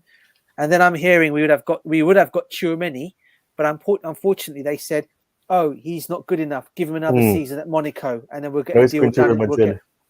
Now he's going to go to Real Madrid. Instead, we ended up going and getting Saunigas, which was another mistake. All right, so look, if we'd given these players the chance, we would have got these players in. But I think I think the reason when all the money went on to Lukaku, I don't think we had any money left to spend after that. And that's where all our budget went. Our transfer budget went all on Lukaku, and that stopped us from doing anything. That's why, if you think about it, why else did we only bring Saunigas in on loan? We couldn't look like we couldn't do any other business. So big mistake. Now we look back on it and say at the time, no, he was supposed to be the final jigsaw puzzle, that we needed, and we all thought he was going to come in and smash it for us. I was one of them who thought that, what, we're not going to get Haaland. Lukaku's the man, we're going to get a guy who I've been told, who I've been watching since watching Serie A, a man who can hold up the ball, who can run the channels, score the goals, bring others into play, But then if you're actually looking at his goals that he actually scored, I never actually saw any of that. If anything, what's his name? Martinez used to do all the hard work, and he used to get the tap-ins into the back of the net. Exactly. Yeah, if you actually watch it. So in that kind of way, you could say his hold-up play, I don't see any of improvement on his hold-up play. I mean, when people compare him to Didier Drogba, I look at that and I think, what an insult on Didier Drogba, man. I mean, this is a guy who was great at holding up play. He was a guy who could bring others into play. He was a player defenders did not want to play against. They didn't want. Anytime Didier Drogba's on that pitch, the backline defense, especially if you're Arsenal fans, Arsenal players, you never wanted to get anywhere near him. Senderos, a prime example of it. He gave that guy hell. Yeah, every time they used to play on the pitch, man, he used to tie that guy in knots, right? And he did with not just him, he did with a lot of the other teams, a lot of other teams in the Prem. That's why he became excellent. I don't see, and look, there's no hate. Look, I'm not hating on Lukaku. Yeah, John Jemison. Before you say, I've got no hate. Believe me, I don't. I want to know when we spent that 97 million, bro. I wanted to see that 97 million do something for us, but it didn't do anything. And he goes and does that interview. Then we all know what's happened after that. So, that money could have been spent on strengthening the other team. we could have looked at another striker this season. You know, I know people don't want to say. I know you said. I know you got your opinions on it, Ty, because you're saying we don't need a striker. But Darwin Núñez, you know, he comes out the block. We all knew we were not going to get Haaland. You look out around you, who is the next one out there? Darwin Núñez was doing it. And I because I watch a lot of Portuguese football, being half Portuguese myself, Darwin Núñez was smashing it in Benfica. And I thought, you know, I can understand why there are clubs that are looking at him and chasing him, because the guy is a good striker. He doesn't obviously play as the main man, but he can also play out the channels. He can bring us other than to play. But he's saying, don't blame Tuchel. I'm blame Tuchel, not Lukaku. He decides to say yes. I don't know about that one. I don't personally think Tuchel wanted Lukaku. That's my honest opinion. But he's been given him from Roman Abramovich because Roman wanted Lukaku. So exactly. So I'm not hating. I'm not hating on Lukaku. So anyone that knows me knows I've supported Lukaku. He was my second choice after Haaland. I've said that. People are going to look back on other streams and see that. I've been saying that all along. But I'm sorry. The avatar that Fahim is killing me inside. Wait, sorry? Your avatar, man, is starting to kill me. Yeah. I've got another one. Do you want to see it? Oh, God. I've got another one. Wait, let me find it. Oh. But with the Lukaku thing, Roman, we all know Roman loved his strikers. He loved spending a lot of money on big strikers, big names. And I felt like when we sold Tammy Abraham, there was a sign that we were going to buy a big striker. I think the reason we sold Tammy Abraham because Roman wanted to bring in a striker like Haaland or Lukaku. It's by no means is hate. It's just criticism for me. Like, for example, the Arsenal game, there were times where you can do a little bit more. Like a top striker, if they're not on their day of scoring goals, they can at least try to help the team in terms of defending or running a bit more. I don't really see that with Lukaku. It's frustrating to see, and it's on him for not actually trying to support the team in terms of that aspect of pressing and running. Even though it sounds bad, it doesn't sound like a good thing. Like in terms of a striker, you have to rely on a striker doing the pressing and all the dirty work and this and that. But look at Timo Werner. He got his chance, and right now he's trying to prove everyone wrong. I'm not going to say he's going to continue this, but I do think if Werner continues working hard, I do think he has a chance. But I don't know. We'll see. Lukaku is not better than Kane. I'm sorry, he's not. Kane is the most complete player of all the strikers in the world. I'm confused, man. It's not criticism, it's hate. Oh, come on, John. No, look at this sport. Look at this sport, DJ. But John, what's hate to you? I want to ask you that. What's hate? Exactly. What is hate to you? I said it all along. Go on. If I'm saying the nice words, what is hate to you then? If I was saying, F Lukaku, get out of my club, and he's a I don't want to say the words, but if you get what I mean, what's that then? Is that hate? I don't know, because what we're trying to say is the nicest way we're trying to criticize Lukaku. I mean, we could go even more in deep with Lukaku, but we choose not to. I don't know. This is weird. There's no hate at all. I mean, a lot of fans. I mean, what I'll say then, if people think we're hating on Lukaku, why were people hating on Timo Werner then?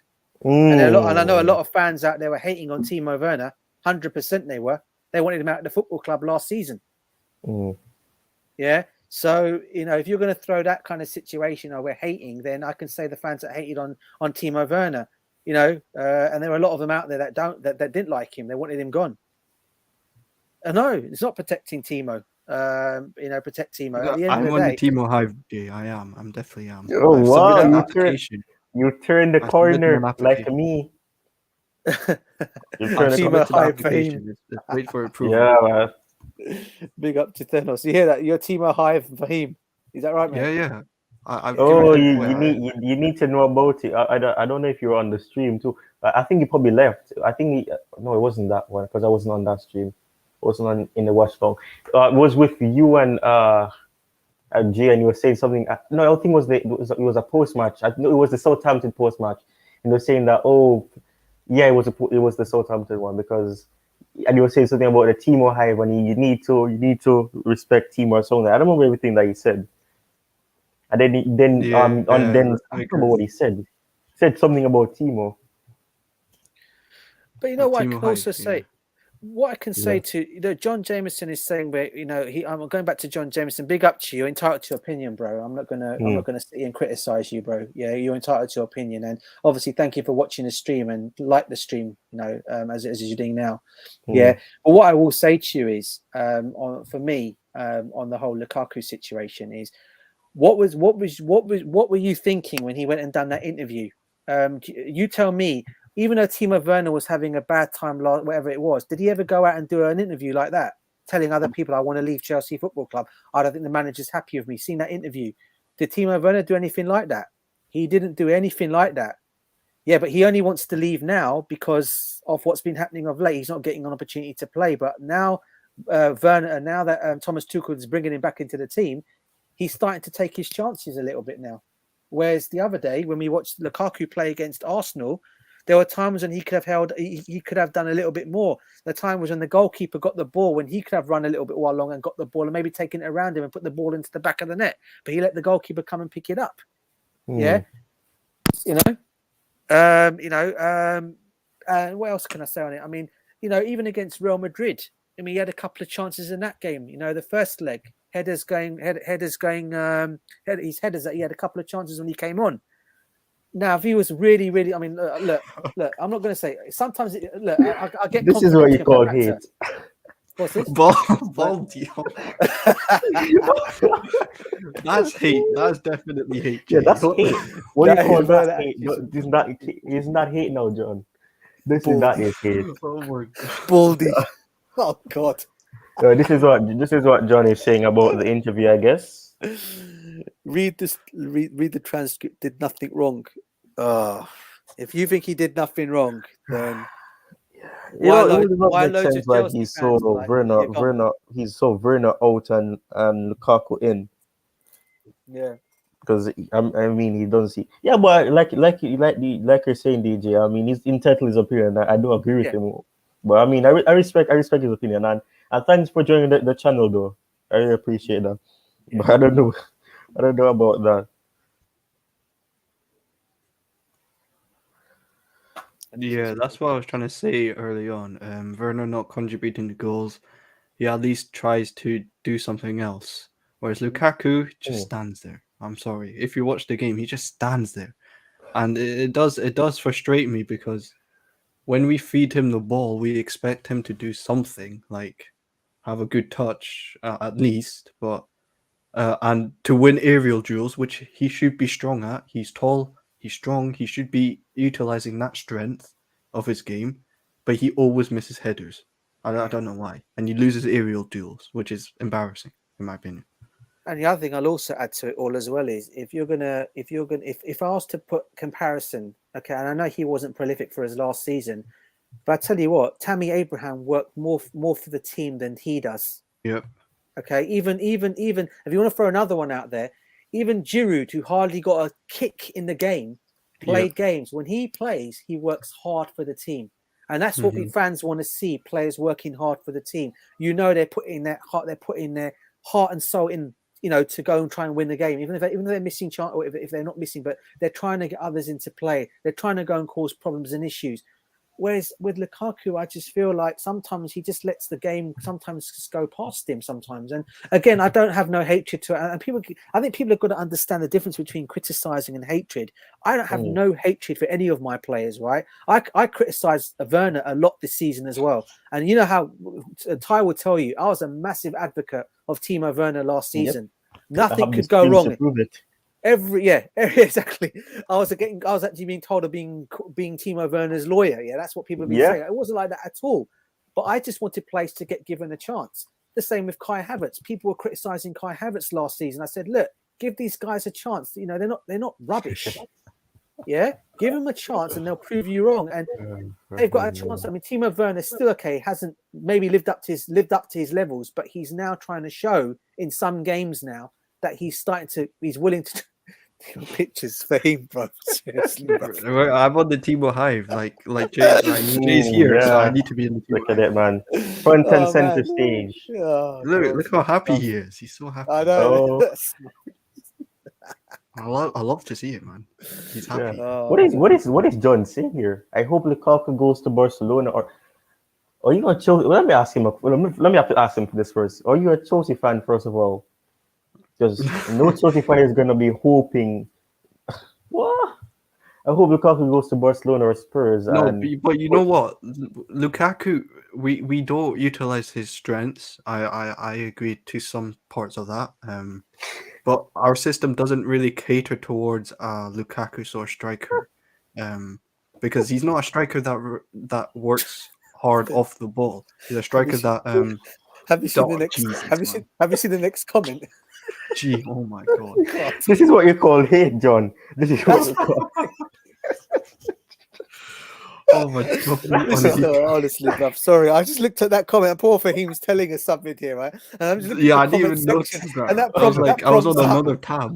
That prompts up, and I'm like, what? Oh my god! Oh man! Oh, my jaw hurts. Man, What I was trying to say before Jay tried to interrupt it, chubby Andy Carroll. My days, I think that's a bit too much, but because at least Andy Carroll can win headers. At least Andy Carroll was useful in the year. I don't see Lukaku doing that. But anyway, Lukaku, if you build a team around Lukaku, it can work. But Tuchel does not want to do that. He wants everyone to work for each other, not everyone working for one player. Because Lukaku has to be the main guy. If he's not the main guy, he doesn't thrive off just working hard for other players. Like DJ said, Martinez did all the hard work for Lukaku, and Lukaku just scored the tap-ins. That's pretty much what you have to do for Lukaku to work. We're not doing that right now, and yeah, we're not a counter-attacking team. We're a possession team. Whereas at Inter, it was more of a counter-attacking team, more of a long ball sort of approach. So I don't see Tuchel changing it up just for Lukaku. Lukaku needs to accept that Tuchel is not going to change it, and he needs to adapt for himself. And Timo Werner, he works his socks off. I even mentioned it in my streams that Timo Werner can work in this system in Chelsea's team had he's got the consistent finishing, because he works his socks off the ball, and you've seen the last season, he had chances, but his finishing wasn't there. If he had the finishing, it would work. The team would work. The team would start scoring a lot more goals. So right now we're seeing a more confident Timo Werner. Hopefully it continues. That's why I'm on the Timo Hive. I'm not going to backtrack now. I see the light, like Jay said. I see the light. Woo! Okay. Let me clear this up quickly, please. Don't question my football knowledge, pal. I'm 3 times your age. I don't appreciate the hate and laugh chat. Okay. First of all, I'm not laughing at you. I don't think anybody here is laughing at you. We're just laughing at the fact that Jay was saying something. I'm not questioning your football knowledge either. Come on, man. Relax. I'm not trying to do that. I'm not trying to do that. Listen, John Jameson, I can relate to you being a fan since the 80s. So have I been, bro. I started supporting Chelsea when John Hollins was our manager, Kerry Dixon was our striker, Pat Nevin and Kevin McAllister were on the wings. Yeah, Joe McLaughlin, Colin Pate, Darren Woods, Eddie Netzvicki in goal. I can go on and on and on. I'm not criticising your comments either, bro, or laughing at you. But you know, you've been a fan since that time along. You've known the strikers we brought in. Robert Fleck, a complete flop he was. Chris Sutton, another flop. Yeah, Paul Furlong, he was a good striker for us. Mark Steen, John Spencer. Yeah, I can go on with names. Kerry Dixon obviously was great for us up front. In the very beginning, wearing the number 9 shirt back in the day. Yeah, I can bring up plays as well from back. We've also had some flops back in the day as well. So Jimmy Floyd Hasselbank, I'd say, out of all the players, we also had Mick Harford. We had Clive Allen, who came to us as well. You guys probably won't remember some of these names, right? Okay. But Tony Cascarino, another one I can mention, striker wise. We had several that used to come to us. So I'm not saying that, what do you call it? Some that we've had flops over the years, Chelsea at a football club, and John Jameson would agree with me on that one as well. Okay. We've also had good players, and I think the only real one I thought that came good for us, I mean, I said Kerry Dixon was back in the day for us. Jimmy Floyd Hasselbank was another one that we had. Everyone knows who he is. We had Mikel Forsell, another one who came and did a brief little job for us, but he was pretty good for us when he did get his opportunity. De Santo, another one. He never worked out, though, unfortunately. He was another young Argentinian striker we had. So I'm sure John Jameson can probably refer to those players from back in the day. So look, all I'm basically saying is, Lukaku, I'm not saying he's as bad as Robert Fleck is or Chris Sutton is. He is a top striker. But I'm just saying at Chelsea at this moment in time, he's had 2 chances now. We signed him when he was only 19 years old as a kid, or 18 years old when he first came to us, and that was when Villas-Boas was our manager. Okay. And, we all thought then what a signing he was going to be because of what he was doing in the Belgium league. I thought, yeah, this kid is going to be a Chelsea fan through and through. He'll come and smash it for us because he used to watch Didier Drogba. He had posters of Didier Drogba on his wall following him. And I thought this guy is going to follow him. And he had Didier Drogba with him. In fact, he had Didier Drogba under, who took him under his wing to learn from him. But unfortunately, it didn't work out for him. We ended up letting him go on loan, and he ended up being sold in the end. Went to United and got sold. Brought him back for a second chance. And all I'm basically saying, he's having his chances at Chelsea, but he's just not taking them when he does. And, every player is entitled to get criticism. And I'll give it to Kai Havertz. I'll give it to Timo Werner. I'll give it to any of our players in that team, even N'Golo Kante, who was one of my favourites in that midfield for Chelsea. I'd criticise him if he wasn't doing it for us. Yeah. So it's not hatred towards Lukaku. And once again, we're not knocking your football knowledge, bro. I appreciate you've been a fan since the 80s. I can share that with you because I've been the same as you as well. So I don't think anyone is criticising you anyway. People have just got their opinions. And if people are laughing at certain things, it doesn't mean they're laughing at you. They're just laughing at some of the things that actually been said in the comment section, but it's not at you specifically. It's just the comparisons of that one for Andy Carroll. I mean, that one. I mean, that's all it is, bro. I mean, no one's laughing at you specifically. Yeah, no one's laughing at you, John. No one's laughing at you. And big up to you, by the way. And obviously, thanks for being on the show. Bro. Yeah. Oh, boy. G is and God. Jay's a mad one, man. Like calling him a chubby Andy Carroll. Oh my god. Man. Yeah, once upon a time, guys, I was saying how it used to be for Chelsea back in the days, mate. We all know where. I mean, people say Roman Abramovich was what bought us everything. We were formed in 2004. But what people don't seem to realise is we were actually won trophies long before Roman bought the football club. We won FA Cups. We won. They were called different names of the League Cup. Was known back then as a Rumbelows Cup. It was known as a League Cup. It was known as it had several different names to it, mate, back in the day. And we won it. I think we were the last team to win at Wembley, at the old Wembley Stadium as well. And I think we were the first team to win at the new Wembley Stadium against Man United in the Community Shield. We won that game 1-0, and I think Didier Drogba got the goal. But people don't know. So when people say that we've got no history, we have got history, but we haven't obviously we didn't win the title, obviously since 1955, before obviously Jose came in. But we have won like cup trophy. We have won things in Europe, FA Cups, Carling Cups. There was a trophy called the ZDS Cup. I don't think any of you would know what that was back in the day. That was just a trophy that we had won in 1991 or 92, I do believe. A Tony Dorigo free kick. I don't know if you guys, have you ever heard of that player? But what a left back he was. Back in the day, but yeah, we are. What do you calling? So look. Oh, what's he saying? Got head to. Okay, that's cool, John. Big up to you. Big up to John. Big up to John. Yeah, go on. I'll let you guys continue now. I'm going back to old Chelsea school. Yeah, I always tell you, and I have this plan because I need to find out the little details that I don't know about the history, because none of the names you've mentioned, I've heard about them, but not in great detail. Yeah. So yeah, it would be good to look back, and I have that planned for the future. But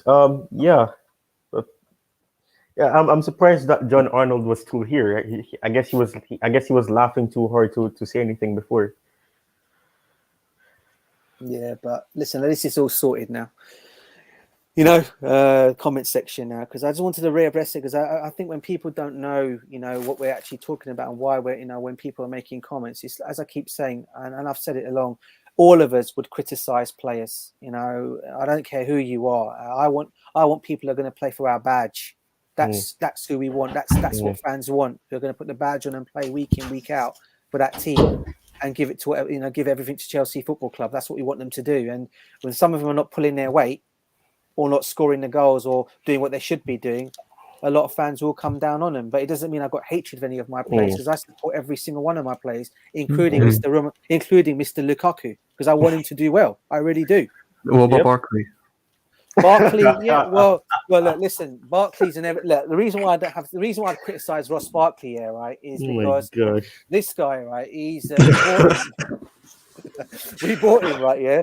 And I remember when we signed him. I remember when we were going to get him on 2 occasions. The first time he failed his medical, and then the second time, dramatically, he passed his medical. Yeah, we were getting Ross the Boss Barkley coming to our football club. Yeah, but listen, he started off pretty well, and then all of a sudden he's just faltered, man. He's faltered, and again, it's no fault of his own. He just didn't get used to I guess after a while he couldn't play the system that he needed to play, and he wasn't doing what he should be doing. So. Again, I won't criticise him. He's still a Chelsea player at the end of the day. Until they leave our football club, we can't criticise him. Yeah, it is. It's funny though. It's funny, man. That's okay. It would be perfect for that. Yeah, but would Everton take him back though? Depends if they get relegated or no. I don't know. If they get relegated, definitely not. But because Barkley's wage is way too high. I don't see Everton paying that much. Maybe Villa, possibly, yeah, Villa, because they've got the money. I guess Leicester, I don't think so. West Ham is a possibility, but his wages are a wage cut, which I don't think he will, because he's doing quite good money, Chelsea. So that's our fault, to be honest. No, look, Ross Barkley, for me, I think he's going to be, we talk about the dead wood at the football club. I think he's definitely going to be one of them that goes. I think Baba Rahman is another one. I think Bakayoko is another one.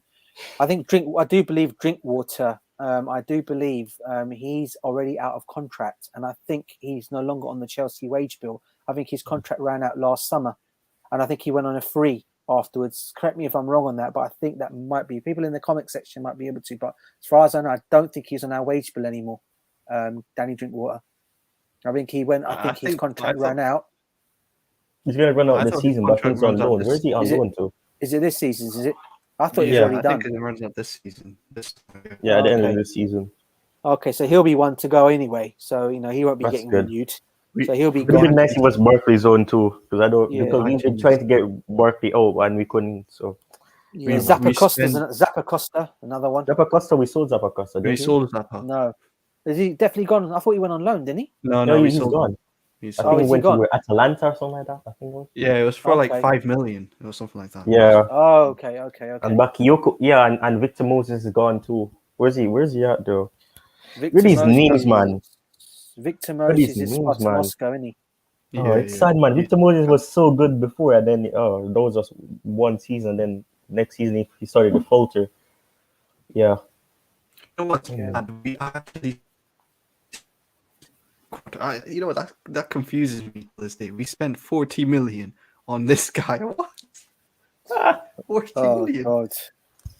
What the hell? Oh my Lord. Back in the day where quite a lot of money. Right now it seems quite a lot. A few years ago it was quite a lot. So I don't know how we managed to do that. Who's that for? Sorry, bro. Drinkwater, 40 million for Drinkwater. God. Oh man. Jeez. You just scored that screamer. He scored that screamer, and that gave a lot of fans hope. Like, yes, he's gonna be. God, Jesus Christ! Honestly, this guy, right? Yeah. I can understand why, and I think it was Conte. It was under Conte, wasn't it? We got him in, wasn't it? Yeah. Because I think he wanted to think he could play the Drinkwater Kante combination in midfield. And unfortunately, that combination didn't work out because only half that combination was working. and still continued to work in Kante. This guy, though, scored that wonder goal. He's going to come and do a job at Chelsea, man. This guy has just been a complete disaster, isn't he? The time he's put on that Chelsea shirt, mate, and then the worst thing of all is what Drinkwater could go and do, guys, right? Is go and fight with a young kid in a youth game. Oh yeah, I remember that goes against Spurs. I think. My goodness me! I think it was against Spurs. Doing? What is he doing? Adult. Oh my god! He's 28 or something like that. And I'm thinking, what are you doing, bro? You've been put on that picture for your experience, yeah? Your experience is not to go and fight, bruv. It's to actually go and win something for them. And I think we ended up losing that game pretty badly as well, if I can remember, because we got sent off and Tottenham thrashed us, I think, in that youth game, if I can remember. And I saw the pictures on the Chelsea Fifth Stand app because they were the ones that were showing all the games at that time. And I thought, what is this guy doing? Honestly, what is he doing? I mean, I know and I don't know if you also remember another situation that happened with Paul Drinkwater. He went into a nightclub and got battered as well. He had a bruised eye. There were pictures showing it on the next day on a newspaper article. Have you guys heard that news? He got into some kind of a fight, and he had a what do you call it? It was a big thing. You probably won't know. It was on the pictures here in the UK in the newspaper. I think people in the comments that would know about that one. And at that point, they were saying, "Are Chelsea going to get rid of him then because he's going to a club, into a nightclub, and getting into." And apparently, he was chatting up some. Apparently, it was after some man's missus or some woman's or some girl. He was chatting up. It was something like that. I read it or something like that. But yeah, it's like he's been a disaster, isn't he? It's been a disaster for him, and I think when he does go next season for everyone, I think it will be good for himself and for his career. Going forward. What did he do to Thibaut for him? I have no clue, Thibaut. Like, do let me know. I don't know what's like. I don't know what have been before because you weren't on it today. I'm confused. Well, what's Tobago? What's he saying? Apologize for him disrespecting me on. I don't know what I did. I don't know. And Jay saying that the team of Werner Hive. Yeah. Team of Werner Hive. No. Yeah, he's gonna back you. Oh no, man. If it's for Werner, if Tobago is gonna talk about Werner, I would apologize, but I don't know what he's trying to say. I'm confused. No, I'm confused as well. Oh no, man. Oh. Well, is there any other news? Any other news? I've not heard anything. The only news that I've whether it's true or not, I don't know. Apparently, the Chelsea ownership, a decision should have been made on Friday, just gone, but no decision did come. Apparently, it's going to be made on Monday. How true this is, and don't no one come at me on the comment section. Only what someone has told me, what I've heard. I don't know how true it is, but they've told me that the Bowley group have actually Todd Bowley's won it. He's going to be our next owner, but it's not going to be revealed. But I don't know how true it is, though. I don't know how true it is. I read it somewhere as well on something. I don't know how true it is because apparently he attended another match. I think he attended the Arsenal match and the one we lost in. And I do believe I think things will talk from there, but I don't know how true it is. I firstly don't believe it until I see it. So whatever people tell me, I'm not one for believing it because it's not really a person that actually said it is actually not a person that mentioned it or said it. Is not actually someone reliable. So I don't know how. When I say reliable, it's someone who's known in the community. So I don't know how true it is. This is interesting. But I don't know how true, as I said. So no one come at me on the comments, whatever you guys do, or anyone, because I'm not saying it's 100% true. Well, this is interesting. I've just seen that the Sir Martin Broughton group with Lewis Hamilton and Serena Williams, I think it is. Where is it? I just saw it. Oh, here it is. It is further detailed that Reid have requested that each of the three main interested parties provide guarantees of at least, we already know that. The news emerges as sports stars Lewis Hamilton and Serena Williams are interested in investing in Chelsea. The news that Lewis Hamilton is interested came as a shock as he has previously, previously expressed his love for Arsenal. Yep, it's true. Yeah, so do you guys have a concern about that because I've seen people go crazy like, oh, how can he be investing in the club when he's supporting Arsenal? Yeah, I'll let Fahim answer that one because I've talked. Let Fahim answer that one. I'll come in after. Go on, Fahim, bro. Was he there? Oh, Can you hear me? Yeah, go on, I Fahim. can hear you. Well, what's the question again? Sorry. Lewis Hamilton, because Lewis Hamilton has expressed that he's an Arsenal fan and how much he loves Arsenal. So do you find that as a concern that that he's coming? Because fans have been saying that they're concerned because he's an Arsenal fan. So will he invest? How can he be the owner and he's an Arsenal fan? That makes no sense. I mean, to be honest, like he later on said he's a football fan. So I don't know if he's really an Arsenal fan or not. I have no clue. But when it comes to business, I don't know if they really take that into consideration. I think they just care about the money side. But when it comes to Lewis Hamilton getting Chelsea, I don't think it's going to happen. I don't think he's going to get a percentage of Chelsea. I do think I think Todd Bowley will definitely get his consortium will get the full ownership of the club, and that'll just be it. I don't see anyone else. I don't see John Terry taking part.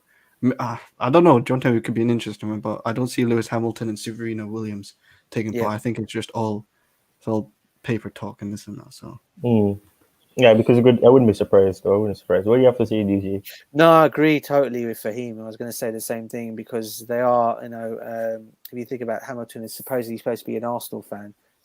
I mean, they could do with some kind of help there. The owners doing what they're doing. I'm surprised he can't invest in Arsenal. Maybe he's not allowed to. I don't know, but look, it's like saying the same thing with that Tottenham guy, isn't it? I think one of the guys that is one of the consortiums that is buying Chelsea. I don't know if it's with the Bowley Group or the Broughton Group.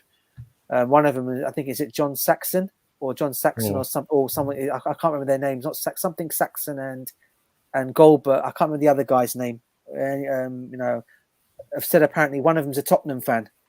I understand. So I'm not sure which group he actually belongs to. I think it's the Todd Bowley Group. Is it the Todd Bowley Group? Is it? Yeah, I think it is. Okay. Well, but then look. The part he's playing in it is I think he's supposed to be the guy. I think he was the one who's only. I think it's supposed to be something to do with not to do with the ground, but to do with the. I can't remember what it is, but anyway, I can't see those two coming. I think it's going to be Todd Bowley personally. Goldstein, that's it. Goldstein, that's the one. Yeah, Goldstein. Dennis, thank you for that. Big up to you, bro. Yeah, I think it's. I think it will be Todd Bowley that will actually end up getting it. When that will happen, I don't know. We've been if it is to be the case, people are saying it's supposed to be in May. I do believe is it May the 11th or May the 10th. Some are saying apparently the news will come out next. Some people are saying it's going to be next week. So I really don't know. But they're still got to pass the tried and tested the test as well, don't they? The fit and purpose test. So they've got to still go through that as well in the Prem. So it depends on that as well. Yeah, that is very important because I mean, I don't know if you guys were able to join. Well, I don't know if you have seen it, but Cho's Perspective had on a guest. I think I don't remember his role, and he said I think he works alongside the Supporters Trust or something like that. I'm not sure, and he was saying something about the fact that it was supposed to be summed up. It's basically like what you were saying about it basically being summed up by Friday. But and I don't know if you know Nick Blue. Yeah, I know Nick Blue. Yeah. Yeah, he was asking because he was taking the opportunity to ask him questions about like the stadium. Yeah, asked him about the stadium and about if he believes that Chelsea should move away from from Stamford Bridge. And the guest was agreeing with what Nick Blue was saying and about not moving because it's basically the identity of the club and there's a lot of historic things at that stadium. So yeah, it was interesting. But also something what you were saying was that it may be summed up by the second week in May because remember like they have to pass those tests and they have to obviously get their input from Roman as well, and also the Premier League as well, and So before all the things can happen. So he was apparently saying that it could be summed up by the second week in May. So that's interesting. Interesting. Yeah. Yeah. Now we need this to be sorted out quickly, guys, because I think if the transfer, I do believe we still. I mean, I think the season is still going to be ongoing, but we need to get. If you think about what they've got to do, they've got to go through that test first of all. Secondly, once that's all been done, they've got to pay this. I do believe they've got about 8 million or 6 million they need to pay the Chelsea trustees or the Chelsea ownership of the pitch. I do believe that's part of the negotiation that's got to be done. So if they're willing to pay that it's either 8 or I can't remember if it's 8 or 6 million, 6 or 8 million, one of the two they've got to pay back. I think it's 8 million. I think so. If you think about it, 8 million is really nothing if you're a billionaire and you can come and do that. So they can easily pay that debt off, that whatever debt that is that needs to be paid off, right? So that will get paid off. And then after that, obviously they're going to start looking into the ground situation about obviously redeveloping Stamford Bridge. I, for one, hope we can't. I mean, I look, if we have to move from there, I can understand why we need to do that. But I really, really hope we can't move from Stamford Bridge. Because it's our spiritual home. I really hope we can stay beyond there, Stamford Bridge. But yeah, they've got a lot of things still to do. So yeah, I mean, in terms of getting everything done and in place, our transfer targets, getting Thomas Tuchel's situation, because the guys, I know he's contracted till 2024, but I'd honestly give him a new contract tomorrow if whoever comes in, say, look, like I said to you earlier on, tomorrow, here's your project, build it and let you do what you need to do out of it. But it needs to be done because we need to get our transfer targets in. We need to sell the players that need to be sold and bring in the players that we need to bring in as well. Yeah, I just want to quickly do this. I'm not sure if you can see my screen. Yeah, I can see it. Yeah, so I just want to quickly do this because I wasn't able to do my little preview, so I'm gonna quickly do this as the last thing before I end this. So I just want to mention the Tobago on this one is not the real Tobago. It's because I just messaged him. He said this is not him at all. So there's some fake person overseas. Didn't this happen before? Or no? I'm towards perspective. Yeah, I don't know, he man. told This me. is. He just messaged me saying this keeps happening. So whoever keeps doing it, please stop. It's not fun. And they've left. It seems like. Yeah, they're just trolling. So what formation do you guys use? I don't know. We can go not 4. We'll go with the 3 at the back in it. So he's going to play the 3 at the back. So 3-4-1-2, 3-4-2-1, 3-4-3. Which one? I'd probably it's say against West Ham. It's against West Ham. So he's going to go. I can't see him playing a back 4. So I'd go with the 3. I'd go with the 3-4, maybe 3-4-3 for the wing backs. So 3-4-3. Yeah. Okay. Okay. So let me. I've always messed this up. So who's the goalkeeper? Kepa, right? You know what? I didn't know I was going to actually say this, but after Mendy's shaky, would we put Kepa in a game like this? Would it be good to bring Kepa back into this game? Kepa back into this game, and put Mendy there. I'm still gonna go with stick with Mendy and goal. Mendy and goal. See for him. What do you have to say?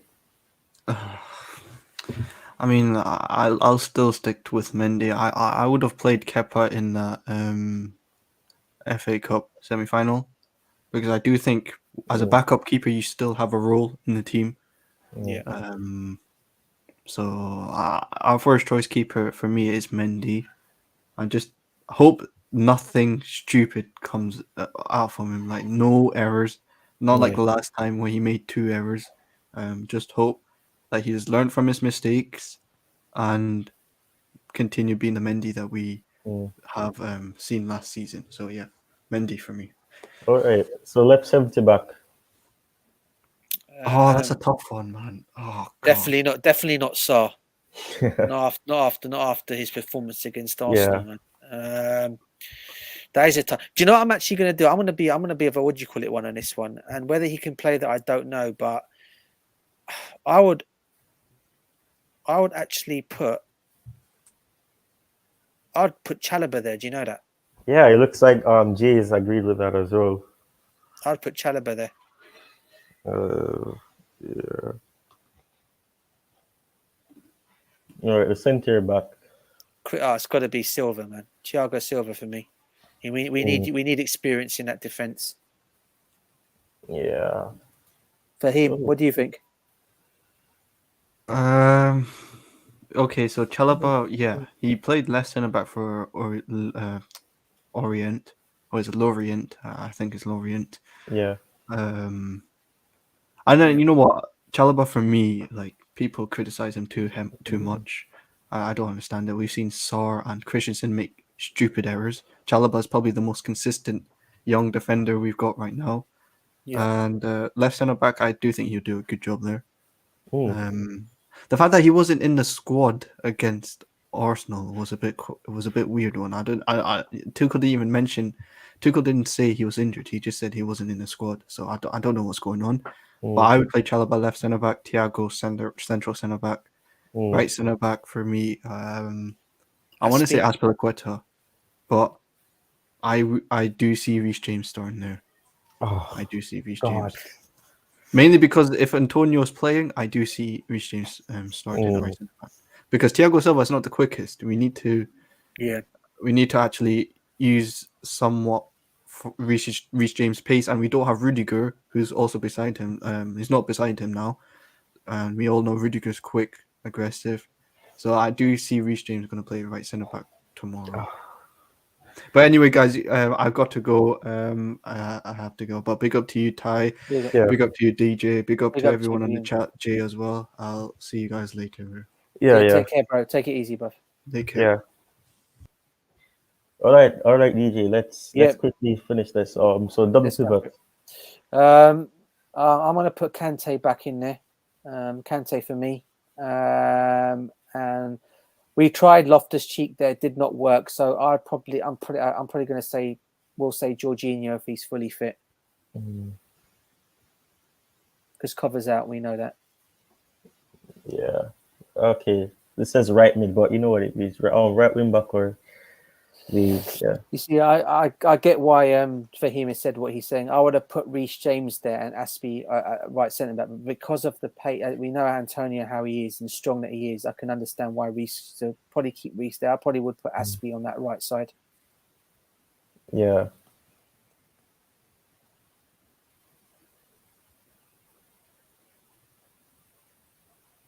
Yeah, and the left wing back. It's got to be Alonso.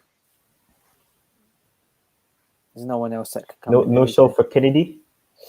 I don't know if I'd put Kennedy in this kind of game, mate. And besides, I think when we saw Kennedy play last time, I think when he did get that brief little I didn't think he really did much. I know it was only brief little minutes he got, but I don't think for this game. No, Alonso for me.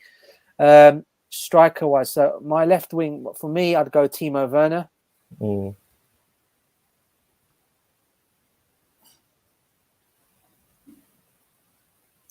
Right will be Mason Mount.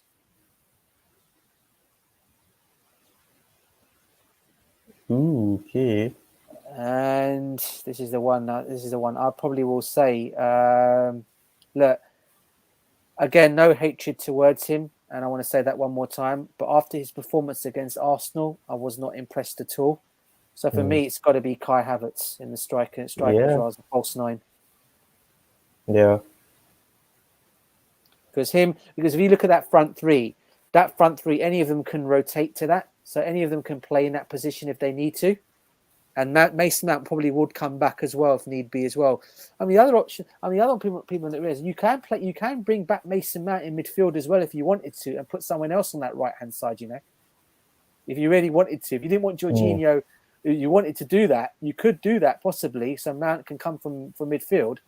And then you've got that one position free there, which probably would be Pulisic or Ziyech on that right side. But I don't know. I don't think I'd want to. I don't know. I know he did it again. Did he not do that against Southampton?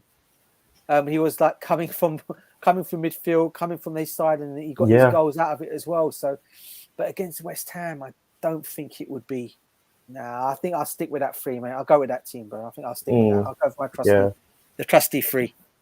Yeah, they won us the Champions League. Yeah. Yeah. Yeah, this looks like a nice lineup on paper. Right. Hopefully, if this happens, then it can work out. What do you have to say? No, I was just going to. Yeah, one is a Champions League. Obviously, Rudiger was in there instead of Chalobah. But Hmm. yeah, other than that, yeah, that team did. Yeah, and obviously Chilwell. Chilwell as well. Yeah.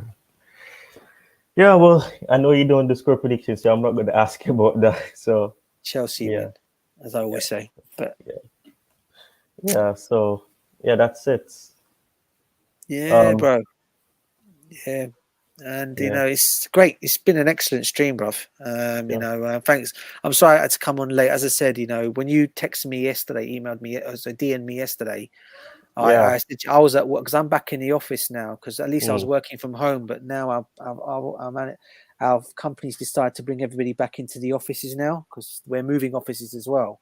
So they wanna make sure they're getting everything out of it. So they want us to all come back to the office. So. mm, Otherwise, I would have replied back to you earlier, mate. At least during the time when I was working at home on a Monday and a Friday, I was mm. at home. I could come on DMG. I could have done whatever I needed to do. But now I'm back in the office. It's difficult, but it's been a great stream, bro. And as I've Yeah. always said, anytime you need help, if I'm obviously working in a weekday, I'm always from home from 6 o'clock or from 5 o'clock, from 5:30 onwards. You could say I'm home from in the evening, this or UK time. I don't know what time that would be in your country by that time, bro. But for me here, it's 5 o'clock. Anytime after 5 p.m. I'll be. Subscribe to Tytalkz CFC. What happened there, bruv? All right. You there, you there, Tyrone? Oh, you went on. Oh, did you go on mute? Yeah. Oh, did you just put a picture of Fahim on there? Yeah, ask him to do Did me you, a bro? favor. I asked him to do me a favor. Oh, people are coming in Oh, when I'm about to end it. Well, that's it. Peace. peace, guys. Peace, everyone. Take care. Thanks for having us on.